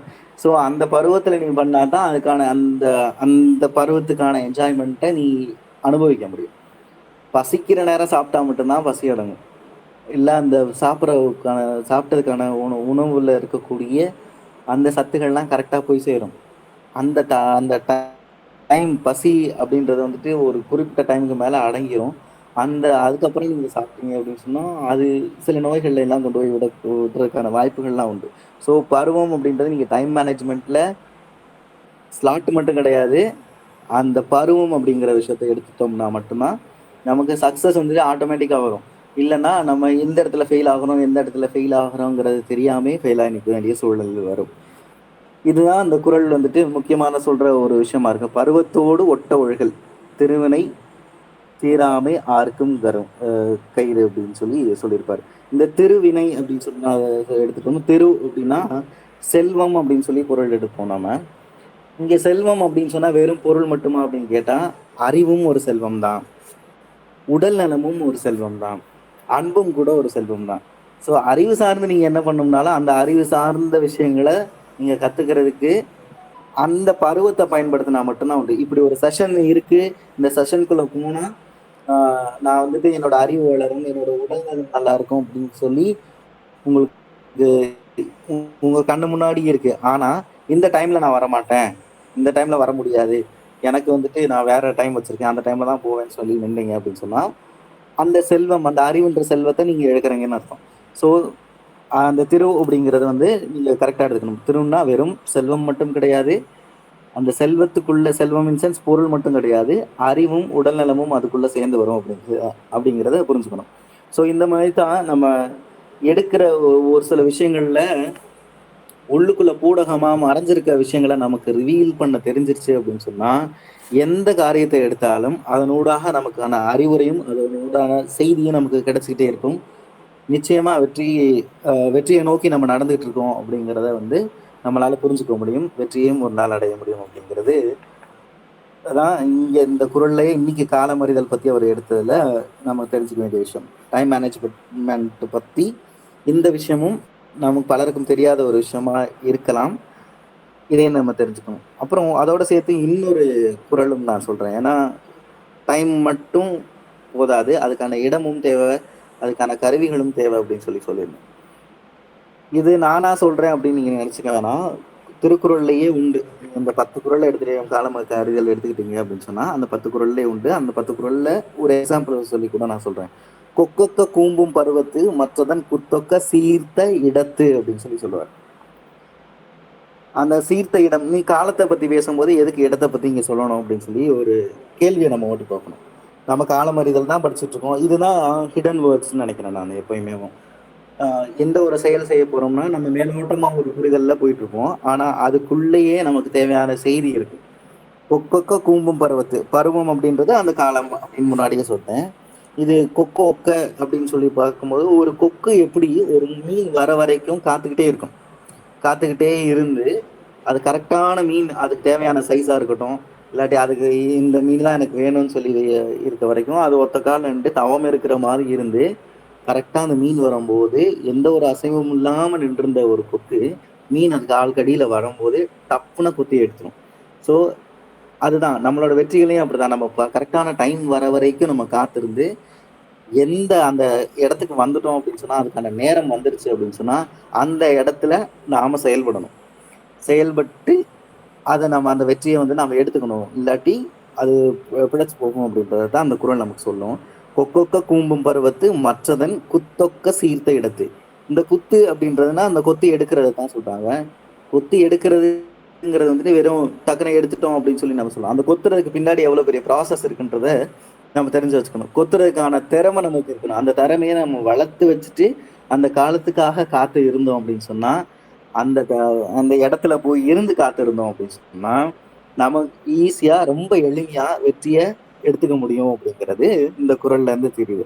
அப்ப நீங்க காலம் அப்படின்னு சொல்லி எடுத்துக்கிட்டீங்க அப்படின்னு சொன்னாலும், அந்த காலத்துக்கு பின்னாடி மறைஞ்சிருக்கக்கூடிய பொருள்கள் என்னன்னா, அதுக்கான கருவி, இ அந்த கருவி இன் சென்ஸ் ஆ இந்த வெற்றிக்கு எனக்கு நேரம் மட்டும் பத்தாது. அந்த நேரம் வந்துருச்சுன்னா, அதுக்கு நான் செயல்படுறேன்ல, அந்த செயல்படுற ப்ராசஸ் இருக்கு பார்த்தீங்களா? அந்த ப்ராசஸ் அண்ட் பிளானிங்.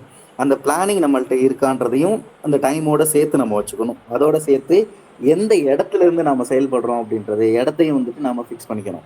இதுதான். ஸோ காலம் அப்படின்றீங்க டைம் மேனேஜ்மெண்ட்ன்னு எடுக்கும்போதே வந்துட்டு, இந்த 2 விஷயத்தையும் உள்ள கொண்டு வந்தா மட்டும் தான், அந்த டைம் வந்துட்டு எஃபிஷியன்ட்டான ஒரு டைமா உங்களால யூட்டிலைஸ் பண்ண முடியும்.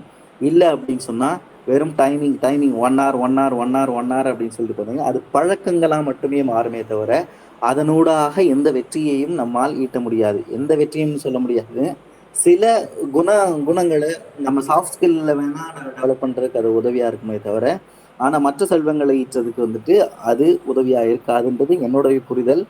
ஆ இது நம்ம எக்ஸ்போர்ட்டோட புரிதலாகவும் இதுதான் இருக்கு. எக்ஸ்போர்ட் இன் சென்ஸ் இந்த இடத்துல திருவள்ளுவரோட புரிதலும் இதுவா தான் இருக்கு அப்படிங்கிறது நான் உங்களுக்கு சொல்றக்கூடிய ஒரு விஷயம். திருக்குறளை வந்துட்டு நீங்க அறத்துப்பாலை விட்டுடுங்க. அறத்துப்பாலை படிக்கிற வயசு வந்துட்டு ஒரு 13, 20 வயசுக்குள்ள முடிச்சிருந்தா ஓகே. ஸோ அதை தாண்டின வயசுக்காரங்க இங்கே இருக்கீங்க அப்படின்னு சொன்னா, எனக்கு என்னோட கோல், என்னோட அச்சீவ்மெண்ட்ஸ் எல்லாமே வந்துட்டு பணம் சார்ந்து இருக்கு அப்படின்னு சொல்லி போறீங்க அப்படின்னு சொன்னா, நீங்க நீங்க திருக்குறள்ல பொருட்பால் முழுக்கவே படிக்கலாம். அந்த பொருட்பால் முழுக்க சொல்லப்பட்டிருக்க விஷயங்கள்னா, பணத்தை சம்பாதிக்கிறதுக்கான விஷயம் என்ன? காலத்தை எப்படி யூஸ் பண்ணணும்? இடத்த எப்படி யூஸ் பண்ணணும்? உங்களுக்கான கேரக்டர்ஸ் எப்படி இருக்கணும்? அறிவை எப்படி வளர்த்துக்கணும்? எப்படிப்பட்ட மனுஷங்கள கூட வச்சுக்கணும்? ஒரு பிசினஸ் பார்ட்னரா இருக்கட்டும், இல்ல அட்வைசர்ஸா இருக்கட்டும், எல்லாமே இருக்கு. உங்களுக்கு வேலை செய்யற எம்ப்ளாயீஸ நீங்க எடுக்குறீங்க அப்படின்னு சொன்னாலும் கூட, அதை எப்படி அந்த ஹெச்ஆர் ப்ராசஸ் முதற்கொண்டு இங்க இருக்கு. அதை நீங்க படிச்சீங்கன்னா உங்களுக்கு தெரியும். அது சார்ந்த டவுட்ஸ் ஏதாச்சும் இருந்தாலும் கூட நீங்க என்ன தனியா கான்டாக்ட் பண்ணலாம். வேற ஏதாவது செஷன்ஸ் வேணும்னாலும் கூட நீங்க ஞாபகம் சட்ட சொன்னீங்கன்னா அவர் அரேஞ்ச் பண்ணுவார். ஸோ இந்த புத்தகங்கள்லயே நமக்கு உண்டு. ஸோ இலக்கியத்திலிருந்து நாம டைம் மேனேஜ்மெண்ட் பேசணும்னா திருக்குறள் ஒன்று போதும். இலக்கியத்துல இந்த பிசினஸ் பேசணும் அப்படின்னு சொன்னா திருக்குறள்ல பொருட்பால் ஒன்று போதும் அப்படிங்கிறது என்னோட புரிதல். அப்புறம் ஆசிரியர் மென்டார் பத்தி சொல்லும்போது குரு அப்படிங்கிற ஒரு வார்த்தையை பத்தி என்ன சொன்னாரு. குரு அப்படின்றது நீங்க தமிழ்லையும் எடுத்துக்கலாம், இல்ல வடமொழியிலையும் எடுத்துக்கலாம். ஹூ அப்படின்னா இருள்னு அர்த்தம். ரு அப்படின்னா நீக்குதல் இல்லாட்டி களைதல் அப்படின்ற ஒரு பொருள்ல வரும். அதாவது இருளை நீக்குபவர் வந்துட்டு குருவா இருப்பாங்க. நமக்கு சில விஷயங்கள் தெரிஞ்சிருக்கும். அந்த தெரிஞ்சிருக்க விஷயத்துல வந்துட்டு எக்ஸ்பர்டைஸ் பண்ண வைக்கிறாங்க பாத்தீங்களா? அது இதுல இந்த பிளாக் வரும், இந்த இடத்துல போனா இந்த பிளாக் வரும், அந்த பிளாக் எல்லாம் களையிற ஒரு ஆள் தான் வந்துட்டு குரு. ஆசிரியர் அப்படின்னு சொல்றது நம்ம ஸ்கூல் படிக்கும் போது ஆசிரியர்னு சொல்லுவோம். மற்ற உயர்கல்வி எல்லாம் வரும்போது குருன்னு சொல்லுவோம். ஸோ ஸ்கூல் படிக்கிற போது ஆசிரியர்னு எதுக்கு சொல்றாங்கன்னா, ஆசு அப்படின்னா குற்றம்னு ஒரு பொருள். அந்த குற்றத்தை இரி அப்படின்னா இரிதல்னா களைதல், நீக்குதல்னு பொருள். நமக்கு இருக்கக்கூடிய குற்றங்கள் ஏன்னா ஸ்கூல்ல வந்துட்டு ஒரு 4 வயசுல இருந்து ஆரம்பிச்சு 15, 16 வயசு, 19 வயசு வரைக்கும் படிக்கிறோம் அப்படின்னு சொன்னா, அந்த வயசுக்குள்ள நாம நிறைய குற்றங்களை செய்வோம். சமுதாயத்துக்குள்ள எப்படி நடந்துக்கணும் தெரியாது. ஒரு பெரிய மனுஷங்கள்ட்ட எப்படி அப்ரோச் பண்ணணும்னு தெரியாது. இல்ல செல்ஃப் டிசிப்ளின் என்னன்னு தெரியாது. இந்த விஷயங்கள்லாம் நமக்கு இருக்கக்கூடிய குற்றங்கள். அந்த குற்றங்கள் எல்லாம் கலைஞ்சு இதுதான் சரி அப்படின்னு சொல்லி ஒரு பாதைகளுக்கு போட்டு கொண்டு போறாங்க பாத்தீங்களா? செல்ஃபா நம்மள நாம முன்னேற்றதுக்காக போற விஷயங்கள் தான் வந்துட்டு அந்த குற்றங்கள். அந்த குற்றங்களை நீக்கி ஒரு பாதையில கொண்டு வந்து கொடுக்கிறவர் தான் வந்துட்டு ஆசிரியர். ஸோ குற்றங்களை நீக்குபவர் ஆசு ஆசு இரியர். ஆசுனா குற்றம், இரிதல்னா களைதல். அது இப்படி நமக்கு குற்றங்கள் இல்லைன்னு சொல்லும்போது குற்றங்களே இல்லைன்னு வரும்போது ஏதாச்சும் ஒரு விஷயத்துல நம்ம எக்ஸ்பர்ட் ஆகணும்னு நினைப்போம். அந்த எக்ஸ்பர்ட் ஆகக்கூடிய விஷயங்கள்ல வரக்கூடிய பிளாக்ஸ், தடைகளை இதை நீக்குபவர் தான் குரு அப்படின்னு சொல்லி சொல்லுவாங்க. இது நீங்க யோகா சொல்லி கொடுக்கும்போது இந்த விஷயம் பத்தி அவங்க பேசுவாங்கன்னு நினைக்கிறேன். ஏன்னா யோகாவுக்கு ஃபர்ஸ்ட் ப்ராசஸே வந்துட்டு மைண்டை கிளியர் பண்ணணும். மைண்ட்ல நல்ல எண்ணங்களை ஃபர்ஸ்ட் வச்சுக்கணும். 2வது கெட்ட எண்ணங்களை களையணும். அதுக்கப்புறம் ஒரு இடத்துல உட்காரணும். உட்கார்ந்து நம்ம மூச்சு இதெல்லாம் அப்சர்வ் பண்ணணும்னு சொல்லுவாங்க. ஸோ ஒரு கல்வி அப்படின்னு சொல்லி எடுத்துக்கிட்டோம் அப்படின்னு சொன்னா இது எல்லாமே தன்னோட சுயத்துல இருந்து அதுக்கப்புறம் சமுதாயத்துக்கு நீ எப்படி உன்னை போர்ட்ரேட் பண்ணிக்க போற, சமுதாயத்துக்குள்ள இருக்கிற விஷயங்களை வரக்கூடிய சிக்கல்களா இருக்கட்டும், இல்ல நம்ம எதிர்கொள்ளக்கூடிய மனிதர்களாக இருக்கட்டும், அந்த மனிதர்கள் எல்லாம் எப்படி உன்னோட குணம், உன்னோட இயல்பு, உன்னோட நல் நடத்தை, இதெல்லாம் எந்த ஒரு பாதிப்பும் ஏற்படாம நீ எப்படி அந்த சமுதாயத்துக்குள்ள வாழ போறன்ற விஷயங்களை தான் அது சொல்லும். ஸோ இதுக்காகத்தான் அந்த விஷயங்கள் எல்லாமே நம்ம சொல்றோன்றது உங்களுக்கு புரிய வரும். நமக்கு இன்னைக்கு மென்டார்ஷிப் அப்படிங்கிறதுனா ஒரு ஒரு ஸ்டாக் மார்க்கெட்ல மட்டும் நம்ம போயிட்டு இருக்கோம். அது ஒரு சைடில். ஆனால் இந்த கிளாஸோட பேசிக்ஸ் வந்துட்டு இப்போ தாமண்ண சொல்றத வச்சு நான் எடுத்துக்கிட்ட விஷயம் என்னன்னா, நம்மளை நாம ஃபர்ஸ்ட் டெவலப் பண்ணிக்கிறோம். அதுக்கப்புறம் நம்மளோட கோல்ஸ் அச்சீவ் பண்ணணுன்ற போற வழியில இந்த சமுதாயத்துக்குள்ள நாம எப்படி நடத்தணும், சமுதாயத்துல இந்த வர்ற எதிர்வினைகளா இருக்கட்டும், இல்லை நேர்மறையான வினைகளாக இருக்கட்டும், நேர்முகமான வினைகளாக இருக்கட்டும், அதை எப்படி எதிர்கொள்ளணும் அப்படிங்கிறதெல்லாம் இதில் சொல்வார் அப்படின்னு நினைக்கிறேன். ஸோ டைம் மேனேஜ்மெண்ட் பற்றி இன்னைக்கு நான் ரொம்ப அதிகமாக உள்ள போல. ஸோ டைம் மேனேஜ்மெண்ட்டில் நீங்கள் பீரியட் அப்படின்னு எடுக்காமல் அதோடு சேர்த்து பருவம், அந்த சீசன் இல்லாட்டி எக்ஸாக்ட் டைம் அப்படின்றத வந்துட்டு நீங்கள் புரிஞ்சுக்கணும் அப்படிங்கிறது தான் என்னோட இன்னைக்கு நான் சொல்ல வேண்டிய விஷயமா இருந்துச்சு. ஓகே, யூஸ்ஃபுல்லாக இருந்திருக்கும்னு நினைக்கிறேன். டவுட்ஸ் ஏதாச்சும் இருந்தாலும் கேட்கலாம். நன்றி. Thank you so much. நன்றி தரன். ரொம்ப சிறப்பான ஒரு பதிவு கொடுத்துருக்கீங்க.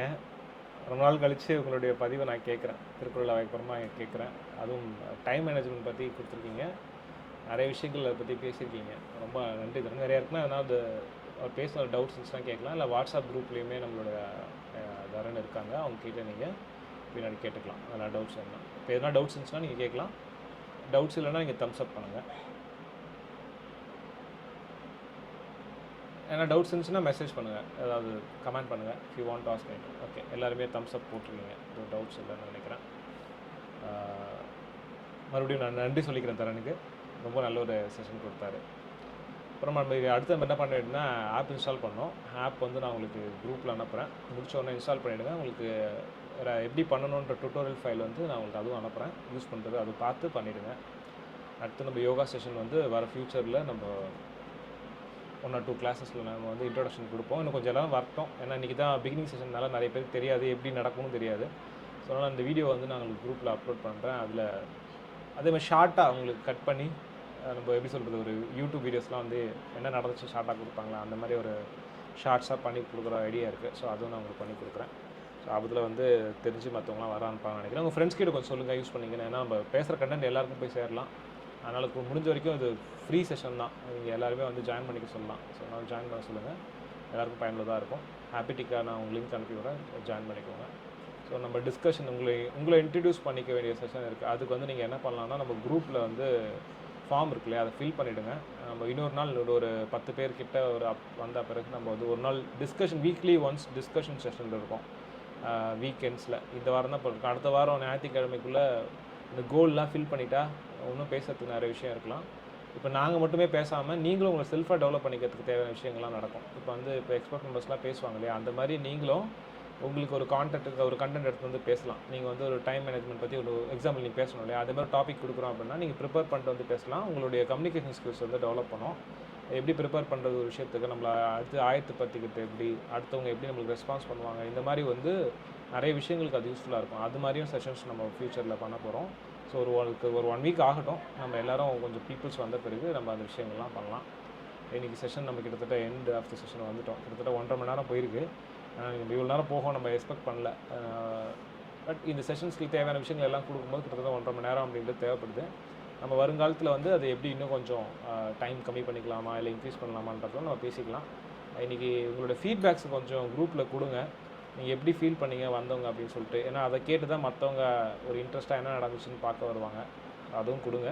ஸோ இன்னும் நிறைய செஷன்ஸோட நாளைக்கும் வந்து காலையில் நம்ம பார்க்கலாம். ஸோ 6 o'clock இப்போ ஆரம்பிச்சிருக்கோம். அப்புறமா கொஞ்சம் கொஞ்சமாக எல்லோரும் வந்த பிறகு கிராஜுவலாக கட் ஆஃப் பண்ணி நம்ம 5 மணிக்கு போயிடலாம். இப்போ 7:30 மணிக்கு எழுந்துங்க, 8 மணிக்கு எழுந்துக்கிறவங்களாம் இருப்பாங்க. இன்றைக்கி வேறு ஞாயிற்றுக்கிழமை நிறைய பேர் இன்றைக்கி தான் வேலைக்கு போய்ட்டு ரெஸ்ட் எடுப்பாங்க. அதனால வீக் டேஸில் வர சான்சஸ் இருக்குது.